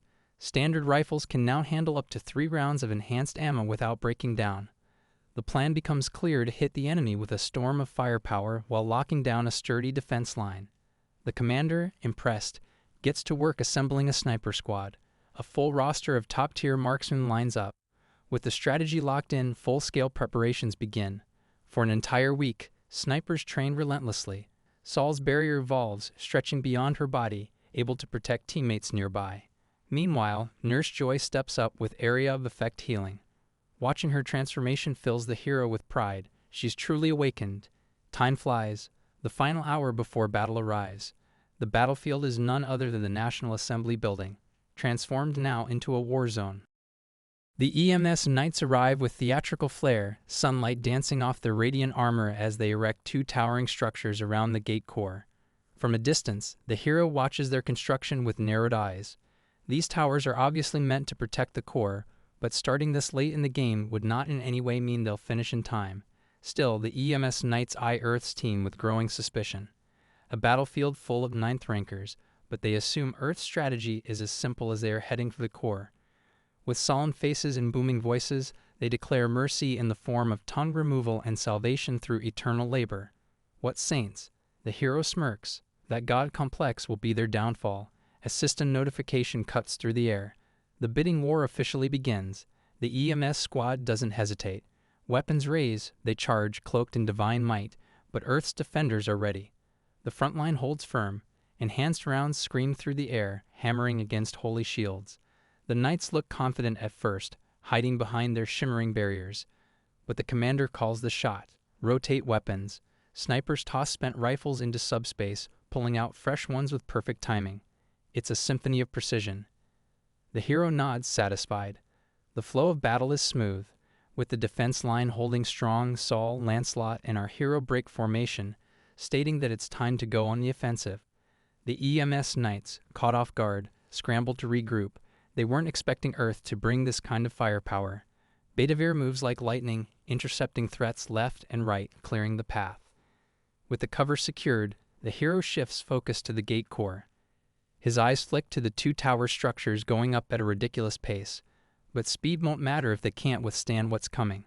Without blinking, he calls in a Hellfire missile to target the left tower. The blast rocks the battlefield. Smoke billows. Debris flies. But as the dust clears, something's off. The tower isn't rubble, it sparkles, intact. Our hero scowls.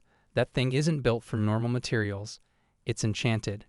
maybe even indestructible. Insults fly from the EMS squad, their egos bruised. They call Earthlings livestock, unworthy of standing before them. Yet their hands never stop. They keep building, faster and more focused than ever. The hero exhales sharply. That tower should be ash. Then he spots it in their supply warehouse, the source of the magical construction materials. With thirst in his eyes, he barks out to Pax with clear urgency to store that warehouse in the subspace. One of the EMS knights freezes, eyes darting across the battlefield. Something critical is missing. The construction material warehouse is gone. Completely vanished. That's no minor setback. Back on Earth's side, the scene shifts. The lead warrior turns to Yong-Soo with an almost playful tone, casually suggesting a helicopter ride. In the middle of a battle, that sounds insane.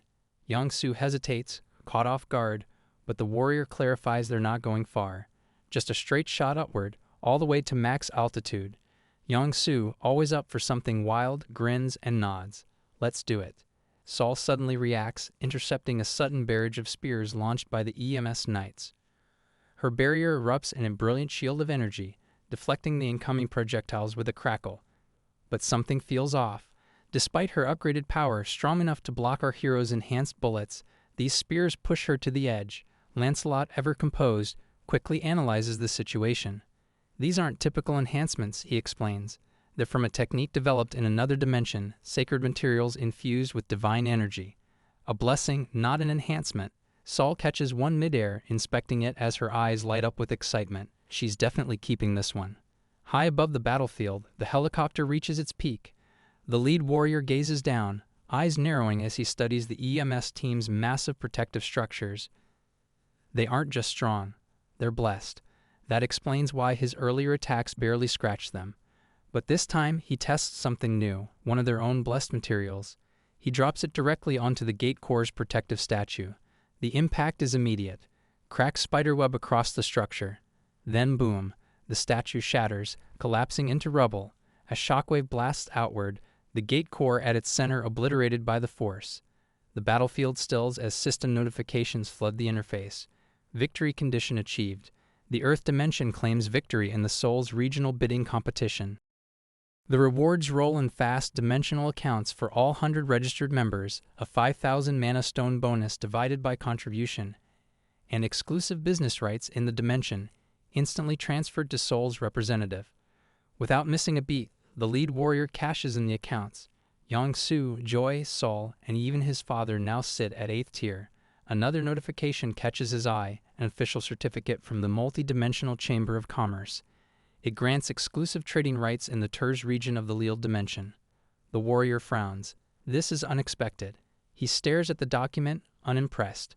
His father notices the confusion. Just as the warrior starts to explain, a red portal tears open nearby. He steps toward it cautious. He didn't summon this. A system prompt blinks to life. Unregistered business verification required. It offers to buy back the newly granted rights for 10,000 mana stones as he scoffs and clicks no.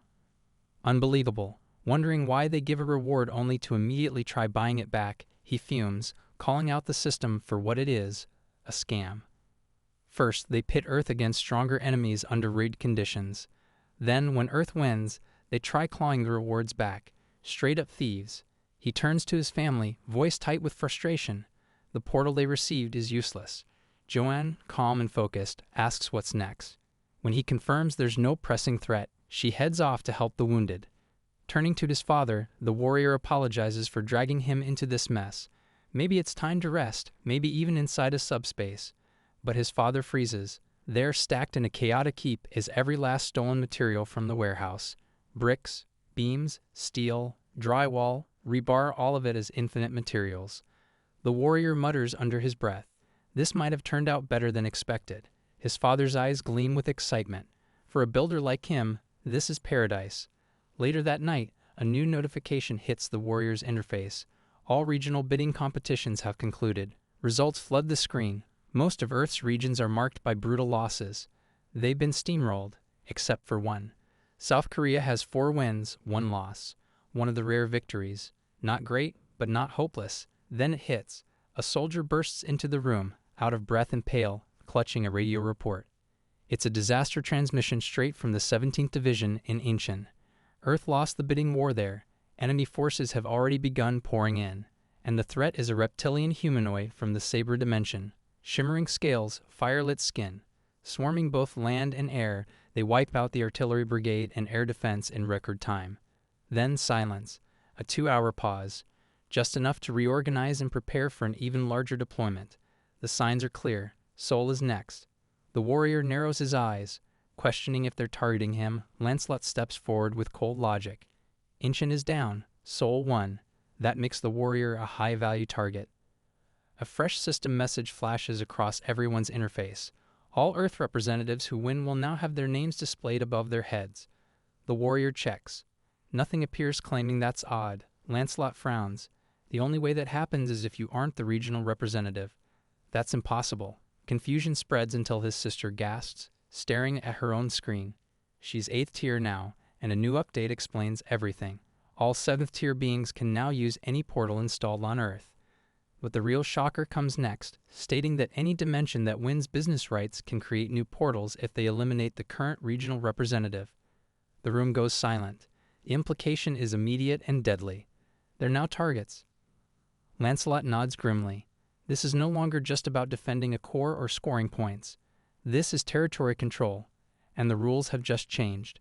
Lancelot steps to the edge of the building, eyes scanning the skyline. Then he sees it floating in the sky, massive and unmistakable. Soul. The moment Lancelot confirms it, the truth hits like a hammer. The name tag was never missing. It had been floating way too high up to be seen from the ground. That tiny detail changes everything. A sharp glance between our hero and Soul says it all. The lizard man might have seen it long before anyone else did. A chill creeps down his spine. Something about this entire situation feels off. The deeper he thinks, the clearer it becomes. The lizard men started reorganizing before the bidding competition even wrapped up. That's not normal behavior. That's preparation. It's as if they already knew what would come next. It starts falling into place. These aren't rookies as they've done this before. Veterans of previous bidding wars, already seasoned by chaos, they move with the precision of predators. They knew the second those competitions ended, the representatives would be exposed, so they got ready to hunt. Lancelot, ever the realist, offers a grounded perspective. Even if the lizard men expected a new rule to drop, their movements seem more like strategic preparations for future battles, not necessarily a direct ambush on one specific rep. But that doesn't make it any better. Time is slipping away, and the threat is evolving. Wondering how they would even prepare for an enemy like this, as these aren't pompous nobles like the EM Knights. He's got the EMS materials, his dad's construction skills, Pax's precision, and a fully stocked subspace lab. Everything they need to build fast, defend hard, and fight smart. Eam's spears make perfect barricades, and the location will be Gang Bridge, as it's a perfect trap. A narrow bridge that limits enemy movement, surrounded by a wide-open eco-park with no civilians. He can go all out without worrying about collateral damage. From the nearby woods, approaching enemies would be easy to spot through the tree gaps. The strategy is straightforward. Build the frame. Deploy archers and family members. Set up defensive zones. When the enemy shows up, hit them with everything they've got. But two major oversights slip through the cracks. First, the lizard men are expert swimmers. The river is nearly a kilometer wide, plenty of space for a stealth approach beneath the surface. Second, the area's vegetation is far denser than they thought. Their visibility is compromised. On the other side, the lizard men advance with chilling precision. Not a sound. Eyes sharp. They scan the field like veteran tacticians. If Earthlings are capable of this, maybe their corpses will hold even more valuable tech. Maybe even armor worth claiming. Suddenly, from the makeshift tower, a scout's shout cuts through the tension. The enemy has arrived. The lizard men charge, unleashing war cries that shatter the silence. For the EMS, they roar. It's an all-out assault. Our hero reveals the speed of their advance is shocking. Snipers fire back. Gunfire thunders across the battlefield. Enhanced rounds and salvaged EM spears rain down in a deadly storm. The lizard men take hits and bleed, but they don't stop. Then he appears, General Rikus, a wall of muscle and leadership, plowing through the barrage. Most of the shots bounce off or glance away. He takes the damage but refuses to fall. And then comes the beast. Yatu, less man, more monster. A pure-blooded reptilian juggernaut. No strategy, just rage. He barrels forward, soaking up fire and shrugging off pain. Yatu growls, his voice dripping with challenge. Your strength is impressive. But not enough. Our hero's jaw tightens. Asking if nothing is working, Lancelot steps up, his gaze sharp, analyzing the battlefield. That one Yatu is raw power, however, Rakes is the real danger, and that he will handle him, Lancelot declares.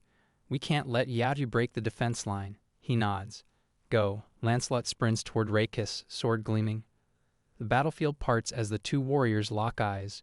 He steps off his mount with a thundering stomp, drawing his sword. Dirt kicks up around his feet. His eyes meet Lancelot's with unwavering focus. As he walks toward Lancelot, the knight steadies his stance. They are evenly matched. Two warriors poised to clash in a duel that will decide more than just survival. It's a fight not just of strength but of resolve. Gunfire rattles through the battlefield as soldiers unleash a storm of bullets toward the advancing lizard men. Several reptilian warriors take hits, tumbling from their mounts in a spray of dust and blood. But even with their comrades falling, the lizard men refuse to slow down. They press forward with unshakable resolve, charging the defense tower with single-minded fury. The soldiers, realizing the enemy is closing in dangerously, shout urgent commands, their voices barely audible over the chaos. Without missing a beat, they keep firing. Suddenly, one of the mounts lunges forward with terrifying speed. Its fangs sink deep into a soldier's shoulder, dragging him to the ground with brutal force.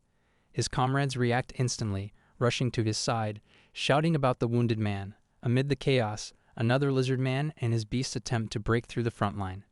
A soldier quickly steps up, taking charge. He declares he'll handle the injured and demands cover fire. He warns that more enemies are closing in fast. Then, in the blink of an eye, a spear whistles through the air. It strikes the oncoming mount with pinpoint accuracy, throwing the rider off balance. Before the lizard man can even register what happened, Saul charges in. With a devastating blow, she slams his head into the dirt, ending the threat instantly. Her gaze sweeps across the battlefield. She assures the others that she'll eliminate any enemy that gets close to the tower. With fierce determination, she commands them to keep firing. Another reckless lizard man barrels toward Saul, but she doesn't flinch. Gathering every ounce of her strength, she delivers a single earth-shaking punch. The force sends her attacker flying skyward like a ragdoll. Saul's voice rings out again, urging the soldiers to continue firing. They obey immediately, bullets finding their mark and bringing down another charging mount mid-attack. In the backline, Joy steps into action. She kneels beside the wounded soldier, channeling her healing abilities. The man groans in pain as Joy works quickly, assuring him the treatment will be over soon. Above the chaos, flying lizard mounts swoop down, spotting a vulnerable point in the defenses. But before they reach their target, a spear cuts through the sky and strikes one of the attackers midair. Rider and mount crash to the ground. Another lizard man senses danger too late and gets struck as well. The impact is so intense, it sends his beast careening into another, creating a brutal midair collision. Still, the enemy numbers seem endless. Even with losses mounting, the lizard men push forward with unrelenting aggression. Some fall and lie broken against the walls, but many more surge forward, driven by bloodlust. From afar, Bedivere surveys the battlefield. The sheer scale of the enemy assault weighs on him. He questions whether he can hold out alone and wonders how much longer until reinforcements arrive. Elsewhere, Yatu, the brood of the lizard men, clashes with the hero. His body is already riddled with wounds, but he keeps advancing wearing a twisted grin. He remarks that the attacks are impressive and taunts the hero, asking if there's a stronger one coming. Without pause, our hero launches a barrage of heavy beams, his newly acquired technique from the Eonus dimension. Yatu brushes them off with little concern, but even as the beams keep coming, the lizard man seems entertained. He shouts from a distance that the continuous attack leaves no opening to counter. That's when our hero realizes just how foolish Yatu is. From the start, he's been using a preset attack loop, yet somehow Yatu sees it as a clever new tactic. Despite the repeated blasts, Yatu becomes more impressed. Our hero, on the other hand, knows he has trapped his opponent. Now comes the real decision: maintain the barrage and wait for Lancelot or shift strategies. Then, a sharp sound slices through the battlefield, a flurry of rapid, powerful strikes. The air vibrates with each one. He recognizes it immediately. That sound belongs to Lancelot's fight. It comes from Rakes and his sacred spear. The weapon's power is overwhelming. Even when Lancelot dodges the blow, the ground beneath them explodes from the force. Lancelot focuses solely on evasion. A direct hit would be fatal. Rakes taunts him, remarking that he expected more from a warrior like Lancelot. Lancelot distances himself, reflecting on those words. He hates to admit it, but Rakis isn't entirely wrong. That spear is unlike anything he's faced. Its power exceeds the spears of the EMS dimension. And worse, it carries unknown enhancements that make it far more dangerous. His thoughts wander for a moment. The lizard men call the EMS dimension their sister realm. Could this spear have been forged there? Rakis quickly clears that doubt. He reveals the weapon hails from the Subaru dimension but was enhanced with EMS technology. Lancelot nods, confirming his suspicion. He hints at making a proposal but corrects himself, calling it a question instead. Rakis hesitates. Lancelot takes the opportunity to provoke him further, suggesting the weapon hides Rakis' lack of real skill. But Rakis remains unfazed. He charges in, spear aimed to kill. Lancelot dodges, but Rakis shifts direction mid-strike. Somehow, Lancelot is ready. He blocks it, but the force still sends him skidding back several meters. Rakis refuses to let up. He barrels forward again, determined to keep Lancelot off balance. But Lancelot is ready. Kneeling, sword pointed ahead, he braces for the next strike. Rakis swings. Lancelot blocks. In that instant, Rakis declares that Lancelot's end has come. Just as the final blow is about to land, something completely unexpected happens. The sacred spear begins to tremble violently. Rakis strains against it, face reddening with effort, but the weapon resists. Then, with a sudden jerk, it tears itself free from his grip. Rakis is stunned. This has never happened before. The spear soars across the battlefield, disappearing into thin air. This is our hero's doing. The system pings with a message that 208 magic stones have been used to store the spear under EMS dimension construction materials. The hero blinks, stunned that the plan actually worked. He not only saved Lancelot, but also confiscated the enemy's ultimate weapon. He doesn't fully understand why a weapon of such caliber is listed as a construction material. But it worked, and that's what matters. He silently vows to put it to good use. Back on the field, Lancelot rises as Rakis turns his glare toward the hero. His rage boils over. He demands to know why the hero would disgrace his sacred duel like this. Then he turns that fury on Lancelot, accusing him of lacking honor. Lancelot stands his ground. He explains that the hero took the spear for a reason. Rakis scoffs at the explanation and mocks Lancelot's loyalty to someone so dishonorable. Unfazed, Lancelot demands that he take back his words. He now understands Rakis. This isn't about honor, it's about fear. Rakis fears losing his weapon. But Lancelot reassures him. He is still a warrior. He plants his sword into the ground. Whether he dies by blade or by fists, the result is the same. Lancelot raises his hands and declares the end is near. Rakis will fall. The lizard man smirks, amused by the sudden shift. Accepting the challenge, he steps forward. The two prepare for a final brutal clash bare-handed, no weapons. Elsewhere, the lizard man's soldiers keep advancing toward the tower. Their assault is relentless, but now the hero has the sacred spear. As he monitors the system, Saul defends the tower with unmatched ferocity, slicing down every enemy that dares approach. The hero notices something unusual. The spear's stats appear in the system. Rakis' Sacred Spear, Enhancement Level 3, classified as Epic. Forged with enhancements from God EMS, it carries attributes like penetration, acceleration, and purification. Reading through the stats, the hero immediately understands this weapon is on a completely different level, and now, it's his. The scene shifts back to the battlefield, where Yatu, the lizard man, remains locked within the magical beams launched by our hero. With a smug smirk stretching across his reptilian face, Yatu calls out, wondering why the attacks have suddenly ceased. Arrogance glimmers in his eyes as he convinces himself that the human warrior must be exhausted. After all, Yatu's body is durable beyond reason. It's only natural for his opponent to falter, overwhelmed by the raw might of the great Yatu. He boasts that in the 7th hierarchy, only 2 have ever slowed his advance, Costus and Rakis. No one else has ever come close. With confidence seeping from every word, Yatu assures the lone warrior that defeat is inevitable. But at the very least he grants the human made an effort. He grins again, declaring that to die in battle is an honorable end for any warrior. He believes the fight is already over. But before Yatu can bask any further in his self-proclaimed victory, a flash of light cuts through the air. He freezes.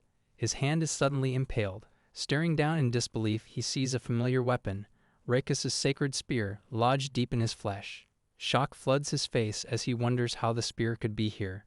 But before he can process it, a storm of spears follows, tearing into his body from all sides.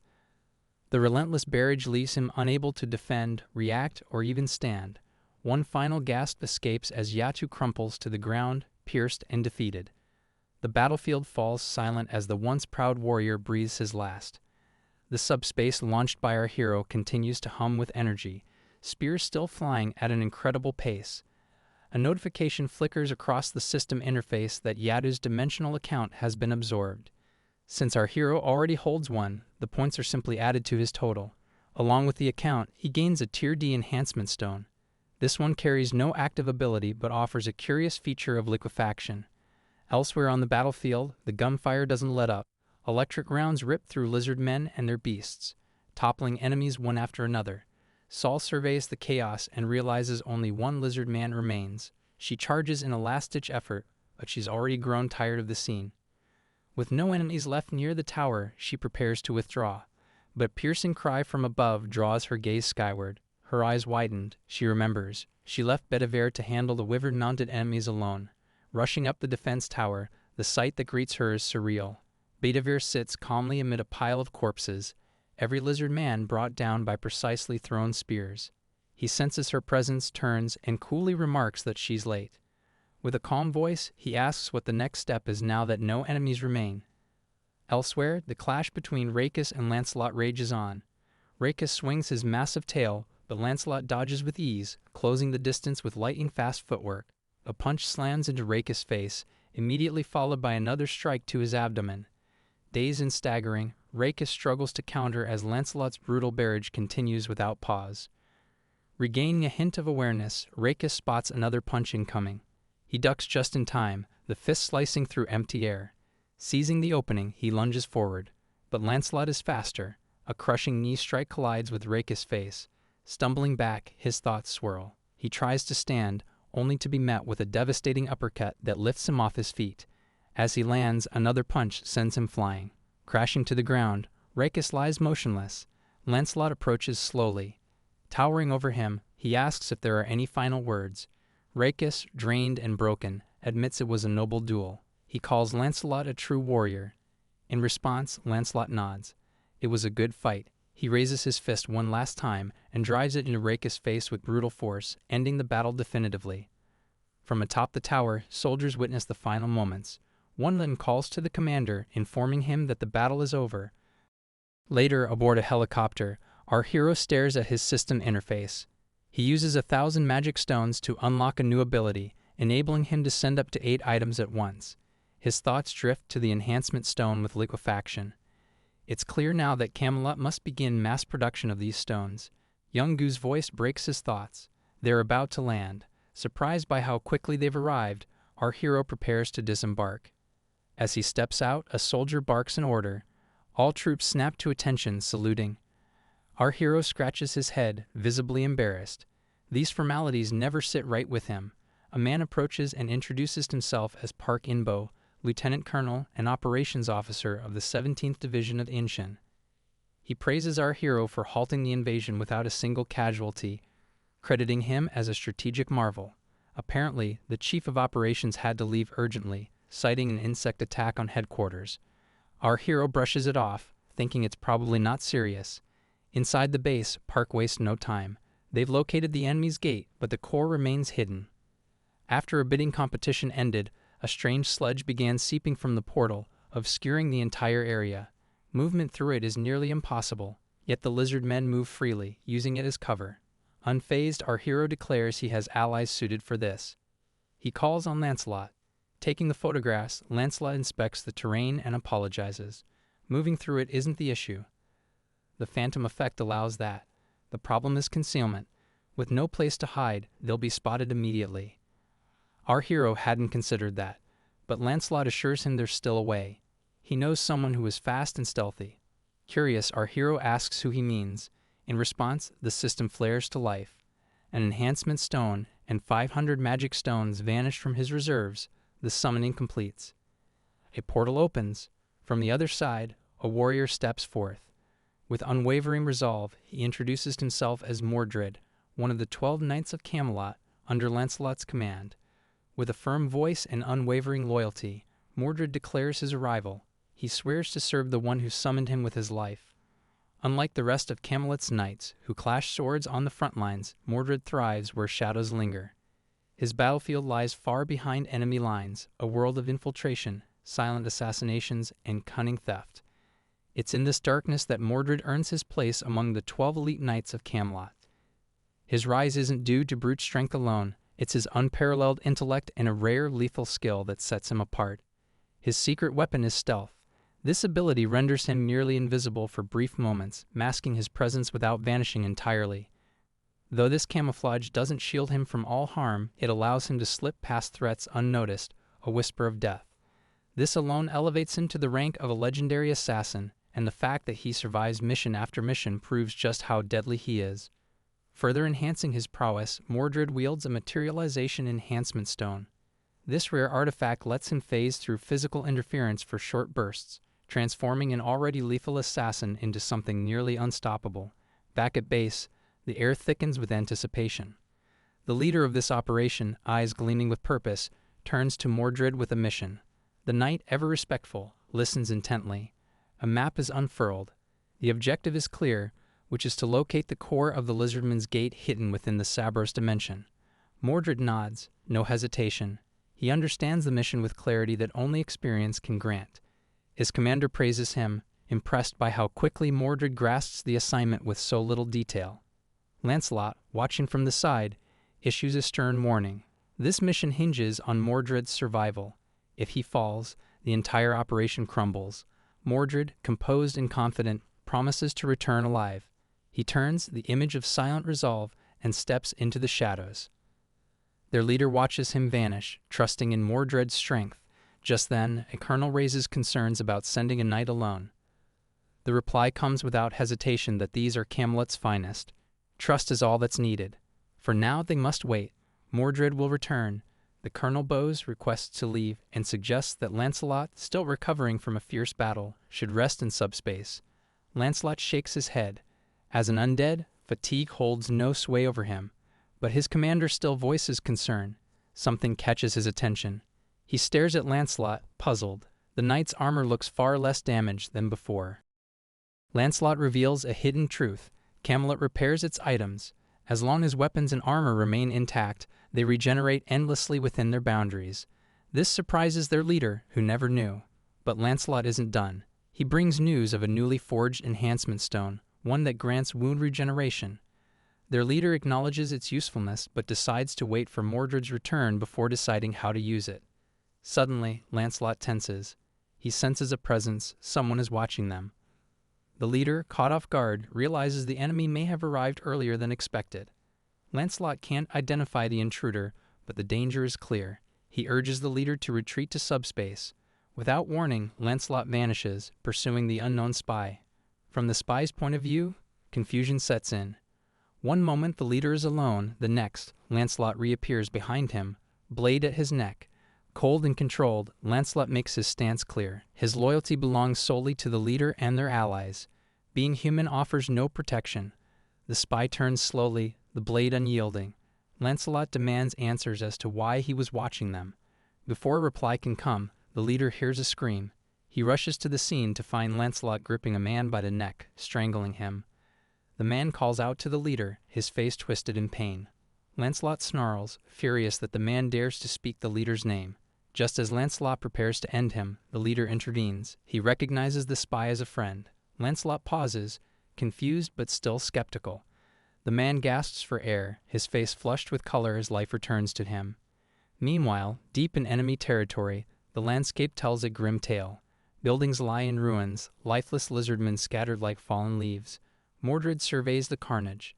These warriors revere death in battle. They know the scent of blood all too well. Mordred smears himself in it, masking his scent to disappear among them. He approaches a vast tunnel. Stealth is paramount now. The deeper he moves into the alien structure, the stranger it feels.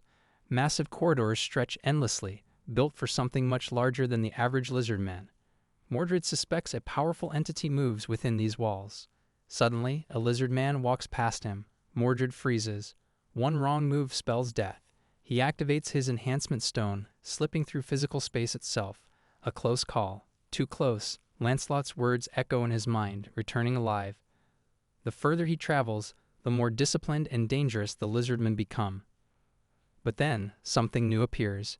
A monstrous being with purple skin and a massive single eye. This creature converses with a bald man reading an ancient tome. The elder, called Solzhen, insults the beast, accusing it of disrupting his magical studies. Another voice interrupts, cold and commanding. It reminds Solzhen of their agreement that his role is to guard the core of the gate, nothing more. Solzhen snaps his book shut, offering to seal the gate without damaging it. But the voice doesn't relent. It belongs to a towering lizardman leader. Tentacle or tail, something coils around Solzhen's neck. He chokes, threatened with death. Solzhen backs down, acknowledging the creature's dominance. Mordred watches, heart pounding. This is no ordinary lizardman, and Solzhen, once a mighty arcane mage, has been reduced to a servant of beasts. The dynamic between them is complex, and Mordred senses the importance of their interaction. He tries to get a better look at the massive creature. However, a giant chameleon senses his presence, wondering what's resting on its leg hidden in plain sight.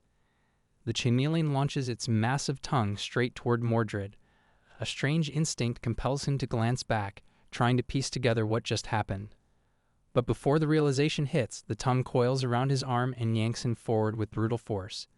There's no escape. The stealthy knight crashes into a nearby wall, his camouflage flickering and finally vanishing upon impact. He's fully exposed now, trapped in enemy territory.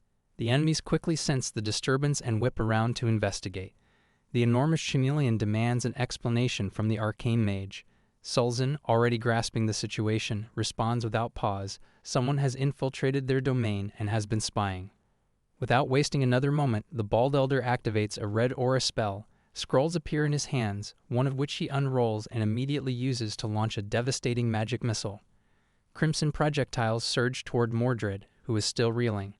With a flash of clarity, Mordred's eye gleams as he activates his materialization ability, desperately attempting to dodge the incoming attack. Meanwhile, a flashback then plays out as our hero recalls a time when a classmate mocked his worn-out school uniform, sneering that it looked like trash.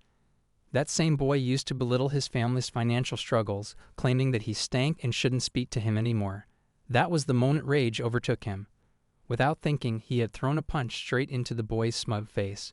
And just like that, the reason he once wanted to buy the kid new glasses became painfully clear. Not long after, the same boy is seen playing a brand new handheld console, flaunting it in class while sitting alone.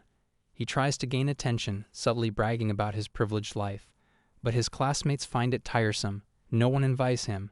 Some even whisper that money isn't everything. Looking back, our hero reflects that the boy was just young and didn't know how to connect. Still, he had been incredibly annoying. Then things escalate. A group of kids snatches the rich boy's console and laughs about it. They taunt him, saying he can afford to lose it. When he protests, one of them decks him in the face, knocking him down and continuing the assault. The boy is helpless. The bullies mock his opinion, but suddenly, one of them pauses, sensing someone behind him. It's our hero. Without hesitation, he slams his backpack into the nearest bully's face. The ambush halts for a moment. The attackers are stunned. Then he makes it clear this isn't about justice. It's personal. He's not an easy target, and he won't just take insults quietly. Unfortunately, this move paints a target on his back. The bullies turn on him, beating him down instead. As fists rain down, someone grabs a bully's wrist. Saul, our hero's sister, arrives like a silent storm. Her mere presence sends shivers down everyone's spine. For the first time, our hero sees her in a new light. She's actually kind of cool. She's famous for being tough, and today she lives up to the legend. She declares that from now on, he's joining her for morning training. The words hit harder than any punch. He protests he's not even in a sports club. She doesn't care. She'll talk to the coach herself. As the others admire how cute he looks being protected by his sister, Sol scolds the bully and sends him packing. As our hero turns to leave, he notices the rich kid still standing there, stunned and teary-eyed. Our hero tells him to hurry up. The only thing the boy feels now is gratitude. From that moment, their friendship blossomed. Through high school, they became inseparable, watching fight promotions, cheating on tests, and laughing at scores. Even when they attend different schools, they stay in touch, checking in and sharing news. Eventually, they end up at the same university. Their bond strengthens. Now they're best friends. They even play League of Legends together. During one match, Manhwa casually mentions wanting to join a kendo dojo. Our hero is shocked, but Manhwa explains that watching him and Saul train inspired him. Despite the brutal sessions, it all looked cool. That's the moment Manhwa starts kendo. Before that, he never would have considered it. Back in the present, Manhwa drops a bomb. He's awakened swordsman abilities. Our hero is speechless. Manhwa, on the other hand, says the real shock is our hero becoming Soul's representative. At first, Manhwa didn't even recognize him.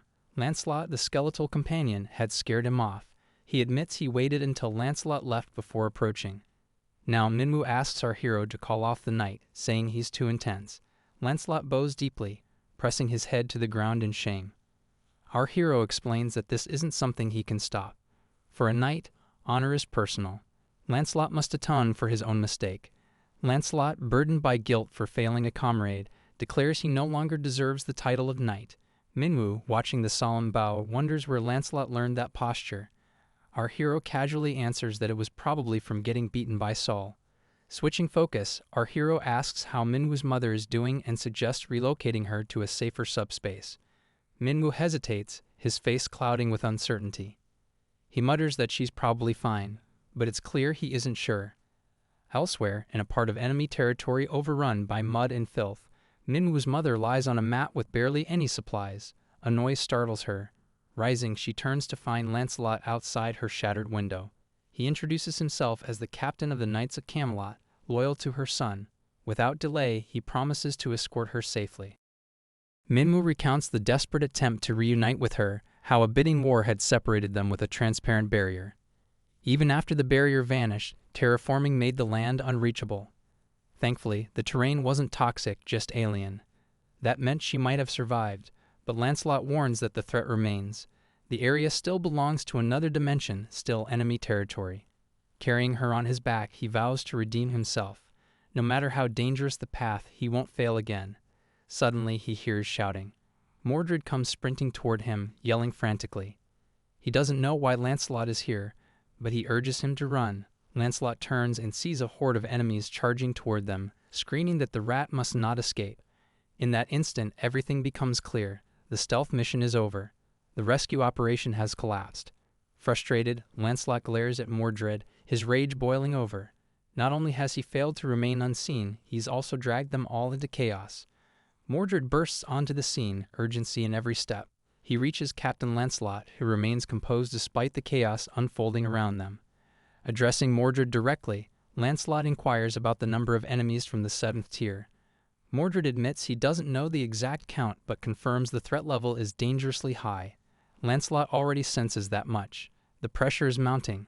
Understanding the dire reality, Lancelot gives a critical order. Mordred is to retreat at once and deliver all the gathered intel to their leader. From this moment on, the responsibility to rescue Manhwa's mother transfers to Mordred. As he gently lifts her onto his back, Lancelot affirms her identity and outlines the mission to bring her to safety, no matter what. With a firm hand on Mordred's shoulder, Lancelot vows to hold the line for as long as he can. He entrusts Mordred with a final message to tell their leader to use the enhancement stone, and that Percival is the most suitable candidate for it. Mordred tries to ask something, but Lancelot cuts him off. There's no time left. Mordred accepts the mission with conviction, then takes off with Manhwa's mother. Behind him, Lancelot turns to face the incoming horde. He draws his blade, steady and unshaken. This is his moment. Even if he stands alone, he will prove what it means to be a knight. Every swing, every breath, every stand. It's all in the name of their hero. Back at the hideout, Mordred kicks open the door where Manhwa and their leader are waiting. He announces the mission is complete. But before he can get an answer, a cold system notification materializes out of nowhere. The message hits hard. The ghost of Camelot, Lancelot, has vanished. Outside, Mordred begins to explain. He recounts everything that happened after they split up. Their leader realizes in that moment that Lancelot sacrificed himself. His selfless act ensured Manhwa's mother was rescued and the intel was delivered. A heavy silence falls as they absorb the cost of that victory. But maybe, just maybe, there's still hope. Their leader remembers that Lancelot might be revived using the enhancement stone and the magic stone. But the doubt creeps in. Reviving someone isn't the same as saving them. The burden placed on Lancelot starts to weigh on him as he feels he has asked too much. He reflects on what could have been. Maybe he should have stopped Lancelot. Maybe he should have said that it was okay that Lancelot didn't need to die to prove his worth as a knight. The regret cuts deep. Interrupting his thoughts, Mordred shares Lancelot's final instruction that the enhancement stone should be given to Percival. It sparks a memory. A past conversation with Lancelot about the enhancement stone's healing powers. Their leader nods slowly, acknowledging that even in the end, Lancelot planned everything with precision. Shaking off the grief, he focuses back on the mission. With renewed determination, he commands Mordred to deliver the rest of the intel. Lancelot's sacrifice won't be in vain. They will close the gate. The invasion ends here. Back at the enemy stronghold, Lancelot's shattered helmet lies discarded. A grim trophy of the battle just fought. Sulzin, the bald old sorcerer, manipulates it with magic. He studies it closely, recognizing it as belonging to an undead knight. A thought begins to form, wondering if it is someone out there creating these beings. Before he can go further, a voice interrupts. The towering lizard man congratulates him, saying that even though they lost one infiltrator, they captured someone else. Sulzin responds with dry sarcasm. Praise means nothing if the basic task of capturing intruders wasn't already expected. Talk shifts to the enhancement stone taken from Lancelot. The lizard man doesn't seem eager to use it yet. He would have handed it over to Rakis or Yatu, but both are dead. Sulzin sees an opening and suggests the stone could be invested in him. The lizard man raises an eyebrow, asking what he gets in return. Sulzin levitates a scroll, showcasing it like treasure. He explains its value of single-use magic items accessible even to non-magic users. Depending on the magic type, their worth exceeds even 3D tier enhancement stones. The lizard man agrees but grimaces. He's heard rumors that Sulzin crafts scrolls using living people. Disgusting, he says. He prefers the more efficient weapons and armor from the Eames dimension. Sulzin scoffs, claiming the lizard men lack imagination and fail to grasp the true artistry of scroll making. Then comes a sharp exchange. The lizard man fires back, wondering if that makes him an uncivilized brute. He calls arcane mages barbaric, power-hungry exiles. In his view, the enhancement stones will serve a better purpose, outfitting gear from Eames, while prisoners continue fueling Sulzin's grotesque scrolls. Their tense conversation is cut short by a sudden noise. Something or someone approaches from the entrance. They turn, and a figure steps forward. A knight, armed with shield and axe, declares his arrival. Percival, one of the 12 Knights of Camelot, stands tall before them. Sulzin scoffs, questioning whether Percival seeks vengeance for his fallen comrade. Wasting no time, the old man casts a fire spell. Flames roar toward Percival, but when the smoke clears, the knight hasn't budged. His shield absorbed it all. Sulzin gapes in disbelief. This knight is far tougher than anticipated. Preparing to unleash another spell, he moves to summon more scrolls, but nothing happens. A portal sucks every scroll into it at once. Frozen, Sulzin can't comprehend what he's witnessing. Meanwhile, a system message pings. All magical scrolls have been stored at the cost of 3,914 magic stones. Only 1,843 remain. Inside a helicopter, their leader confirms the scrolls are secure. He radios in, assigning the rest of the mission to the ground team. That transmission reaches Percival's communicator. Percival raises his voice, asking if Mordred heard that. Sulzin, still confused, demands to know who Mordred even is, but before another word escapes him, a shimmer of light flashes behind Sulzin. Mordred drops his camouflage and without hesitation drives his blade into the old man's neck. One clean slice, and it's over. Standing over Sulzin's lifeless body, Mordred delivers his final icy declaration. Mordred is the name of the one who killed you. A short while earlier, during the planning phase, Mordred outlines the characteristics of the enemies they are about to face. Among them is a mage, a formidable presence named Sulzin, an old arcane sorcerer exiled from the mystic realm of Arcane. The memory flashes back to the moment when the man once called the King of Knights mistakenly refers to our hero as an arcane. Bedivere steps in to clarify that Arcane is the realm of the most powerful mages, home to 3 ranks of spellcasters, with even the lowest being classified as 6th tier. Soul is stunned. If the weakest from Arcane are that powerful, the enemy is far more dangerous than expected. But there's a twist. Mordred explains that Sulzin, due to his exile, can no longer wield magic freely. This drastically reduces the threat level. Soul quickly points out that a mage who can't use magic isn't much of a threat. Mordred agrees, noting that Sulzin lost both his status and strength after being banished. However, the old man has adapted. Instead of casting spells directly, Sulzin now uses scrolls, enchanted paper storing magical energy. Anyone, even non-mages, can activate them, making them highly valuable. Mordred suspects Sulzin crafted the scrolls himself and likely stockpiled them for combat, allowing him to bypass his inability to cast magic on the fly. This raises two crucial questions for our hero: if any lizardmen have access to these scrolls, and the kind of magic present in them. Mordred admits he hasn't figured that out yet, but he does recall the moment he was discovered in the hideout. Sulzin unleashes 3 red blasts that detonate on impact. Mordred only survives thanks to his enhancement stone. One thought haunts him on why a seasoned mage relies so heavily on scrolls. The explosion draws a lizardman soldier who rushes in, concerned for his commander, a chameleon type who replies that an intruder is lurking. The soldier asks for details. The chameleon warns that the intruder can disguise himself and that they need to alert the others.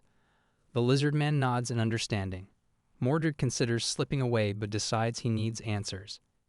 He listens as the chameleon orders the entrance sealed. The moment the chameleon finishes speaking, Mordred strikes, decapitating the soldier. As his camouflage fades, the chameleon gasps in horror. Mordred doesn't hesitate. He slashes the commander's throat cleanly, watching the body twitch and convulse on the ground. Suddenly, a new voice cuts through the air, hurling insults at the fallen lizardman.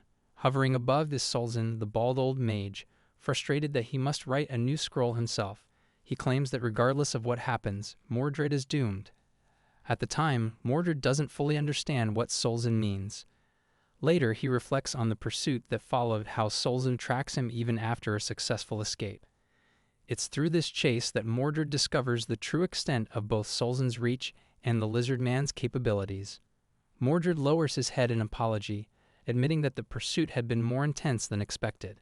Captain Lancelot pays a heady price. Our hero reassures him, saying that without Mordred's bold infiltration, they would never have known a mage was among the lizardmen. Mordred acted to uncover the truth, fully prepared to die in the process. No one has the right to judge him for that. Now the mission is clearly to shut down the lizardman's gate. Bedivere theorizes that Sulzin avoids crafting more scrolls due to their complexity, suggesting few lizardmen possess them. The military officer confirms the enemy's names and deduces that the portal's core is hidden within a cave, guarded personally by Sulzin. This means two things: the enemy forces are weak, and the old mage has no choice but to fight himself. All defensive strength must now be focused, and secrecy is paramount. Our hero believes that eliminating the old mage would dramatically simplify the mission. But the real challenge lies in how to neutralize someone like Sulzin. Fortunately, a solution is in reach with his recently unlocked level 3 subspace abilities.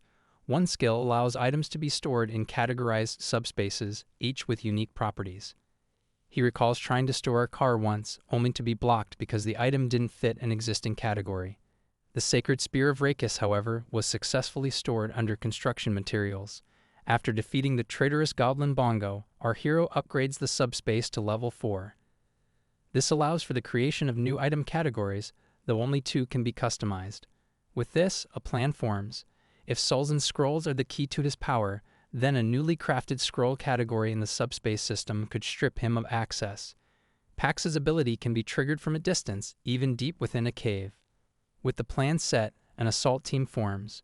Saul joins alongside Percival, the newly appointed tank knight. She teases him, eager to see him in action. Percival responds with excitement. But the moment the operation begins, it's clear Saul won't lead.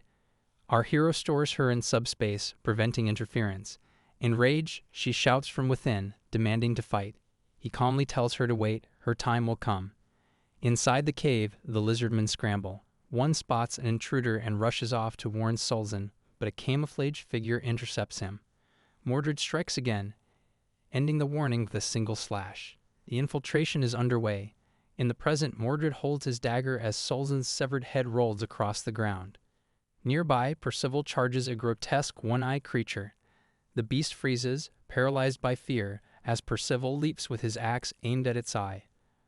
But before the blow lands, a massive tail intercepts it. The tail belongs to a monstrous serpent-like lizardman who swats Percival away with terrifying force. Mordred urges him to destroy the gate, but the serpent slams him down as well. Now both warriors lie grounded. The serpent declares that the gate is untouchable. Glancing at Solzhen's lifeless corpse, the beast mutters that the mage was useless from the start. With no more options, the serpent grabs the one-eyed creature and retreats deeper into the tunnels. Mordred lies in pain, his mind racing with questions on what the enemy is planning and why it moved the portal core, trying to understand its true objective. As the serpent flees, it reflects on past power struggles. No representative may rise above the 7th rank, a truth rooted deeply in its worldview. Perhaps its leader waits outside, observing. Inside the tunnels, the serpent senses the exit approaching. Just as anticipated, outside the cave, inside a helicopter, stands our hero, his representative emblem glowing above him. The serpent speeds up. Inside the chopper, our hero senses something closing in. He looks out, eyes widening. A massive creature barrels toward him, prepared to consume the entire helicopter in one terrifying gulp. But despite the growing threat, our hero stays composed. There's a certain calm in his eyes, maybe it's confidence in his own power, maybe it's something more. With danger looming, he instructs Pax to strike. Without delay, Pax hurls an object at blinding speed. The projectile slams into the serpent with such force that the beast recoils in pain, crashing down to the ground. The attack interrupts its advance toward the aircraft. What Pax threw is no ordinary object, but it's a beam forged from the EMS dimension, a material known for its unbreakable properties. The serpent catches the beam with its tail and flings it aside like a toy. But something about it clicks. That beam isn't from just anywhere, it's construction material from the EMS dimension. The rumors that have been heard about our hero and his bizarre abilities suddenly don't seem so far-fetched. Inside the helicopter, our hero examines the creature. The serpent is as powerful as it looks. He tells Yongsu to keep a safe distance for now. Wasting no time, he commands Pax to resume the assault. Another barrage of EMS beams streaks through the air, all aimed directly at the giant beast. This time, the serpent coils up defensively. Using its toughened hide in sheer anticipation, it blocks every shot, not even a scratch. Our hero narrows his gaze, realizing this battle won't end easily. Pax continues the bombardment, but the serpent grows smarter. It begins dodging with agile movements, weaving around the attacks with terrifying precision. The creature slithers swiftly through the chaos, heading for a nearby building. Scaling the structure in seconds, it positions itself level with the hovering helicopter. Then, with a sudden jerk, the serpent spits a toxic venom straight at them. Yongsu tries to veer the chopper out of harm's way. It's not a full dodge. The venom strikes part of the windshield. The corrosive substance begins to eat away at the glass. Yongsu panics. If the material were weaker, he'd be dead. But our hero remains alert. He opens a portal to the subspace and tells Yongsu to get in fast. As the portal closes, the serpent assumes they've retreated. But the system isn't done. Another Blackhawk emerges from the subspace brand new, untarnished. The windshield, untouched by venom, proves it's an entirely different helicopter. The serpent watches, baffled, surprised that the damage was undone. Or did they reverse time, wondering the kind of power this man uses? Inside the replacement craft, our hero evaluates the situation. No matter the damage, anything within the subspace can be swapped. But brute force isn't cutting it. The EMS beams aren't doing enough. He glances at the serpent, now coiled around another building, watching intently. It's time to try something new. Without hesitation, our hero orders Pax to launch the spear, the one infused with electric energy. The weapon streaks through the sky and strikes the serpent directly. At first, there's no visible reaction, but unlike the previous beams, this weapon pierces its flesh. The serpent turns to examine the embedded spear and recognizes it once belonged to the lizard warrior Rakis. Confusion sets in as Rakis only has one spear, and how is it present here? A second spear follows, hitting another vulnerable spot. The serpent now begins to question everything as it makes no sense, two identical spears which should be impossible. A third object hurtles through the air, this time infused with icy power. It strikes deep and spreads frost across the creature's scales. The serpent flinches. The cold is familiar. This magic comes from the old sorcerer known as Thousand Scrolls, and wonders how our hero is using spells from so many sources. Enraged, the beast roars, declaring these attacks meaningless. With a swift motion, it lunges at the helicopter, jaws wide. Inside, our hero notes the freezing aura forming around them. Residue from the ice spell. Acting fast, he opens the subspace and escapes. He pulls others in with him, Rid, Percival, even Bedivere, who'd been observing from afar. The serpent watches them vanish stunned. But the symbol of Seoul remains floating where our hero had stood. A new portal opens. The serpent thinks again of Rakis. He never had two spears. It finally realizes this isn't just magic. This is an ability. And then something emerges from the portal that leaves it stunned. Our hero steps out, now flanked by Saul and their father. Each of them holds a scroll belonging to 1,000 scrolls. They aren't alone. Everyone brought into subspace now stands ready, scrolls glowing in hand. Together, they cast their spells in perfect unison. The sky bursts with radiant energy. Icy spears rain down in waves. The serpent cannot dodge this time. One after another, the spears pierce its body. Frost spreads, weakening it with every strike. The relentless assault continues. Overwhelmed, the serpent finally collapses, his massive frame crashing to the earth. Our hero gives the order to fall back. He commands Pax to deploy another Blackhawk. Within moments, the new aircraft appears, and he calls for Yongsu to prepare for launch. They exit subspace and re-enter the battlefield. From the open chopper door, our hero watches the serpent writhing in pain. It's not dead, but it's not going anywhere either. He opens one final subspace portal and orders another wave of scroll-based attacks. Inside the space, each fighter holds a different scroll. The serpent realizes what's coming, and for the first time, he begins to regret everything. The sky flashes once more with a brilliant explosion of light. A multi-elemental spell bombardment tears through the battlefield. The serpent, frozen and wounded, can only watch helplessly as the magical destruction crashes down. When the dust finally settles, our hero approaches the wreckage. One question burns in his mind, wondering why the enemies were desperate to launch this invasion. The serpent, now breathing its last, mutters that everything happened as it was meant to. He asks it to explain. The serpent responds cryptically that the Earth's dimension is close. In time, he will understand. He won't just defend anymore. He'll become the one doing the hunting. That is how the system was always meant to be. And with those final words, the great serpent dies. A system notification pops up that the dimensional account has been transferred. 5,911 magical stones. Another screen appears. Our hero's balance now totals 17,668. Mordred appears, silent as always, confirming the serpent is truly gone.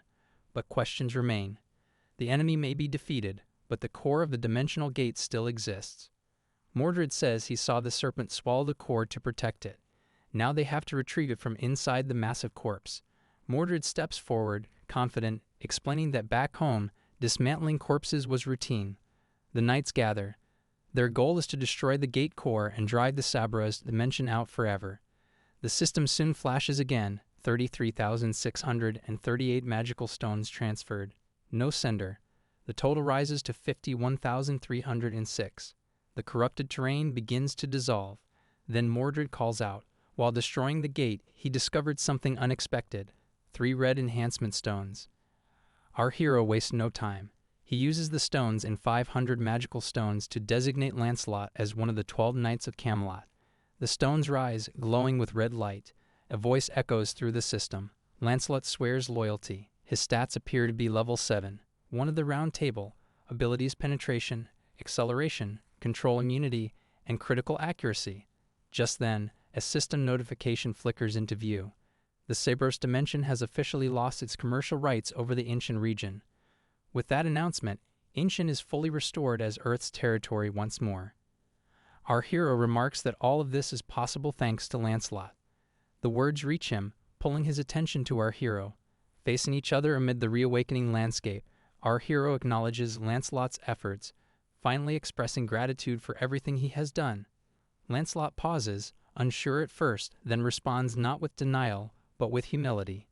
He insists he was only doing what duty demanded of a knight, but our hero, ever perceptive, sees the toll that duty must have taken. He reminds Lancelot that sometimes, offering thanks is more important than justifying actions. As Lancelot begins to apologize again, he catches himself, then utters something far more heartfelt, a sincere thank you. Suddenly, something shifts in the sky. Helicopters close in, their shadows racing across the ground. The mud that once blanketed the city has vanished, and throughout Korea, peace is slowly returning. Inshan's reclamation marks the end of the monster threat, at least for now. Orcs, wyverns, and other primitive beasts still roam the land, posing danger. Full recovery will take time, As the helicopters land, the head of operations steps out and addresses our hero with an unfamiliar title of colonel. Momentarily caught off guard, our hero listens as the officer explains their delay due to the terraforming process. More helicopters are en route, loaded with supplies. Looking up at the massive serpent's corpse beneath our hero's feet, the officer marvels at the creature's size, suspecting it was the lizard men's leader. He asks how such a being could even exist. Our hero casually reflects on his last meeting with the other head of operations, who had claimed to be attacked by insects and had fled. Back in the subspace, the atmosphere shifts. It's time for a meal.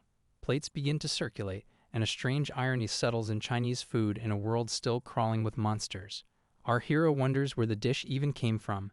The story begins with Minwoo's mother, who was rescued and cared for by Joy.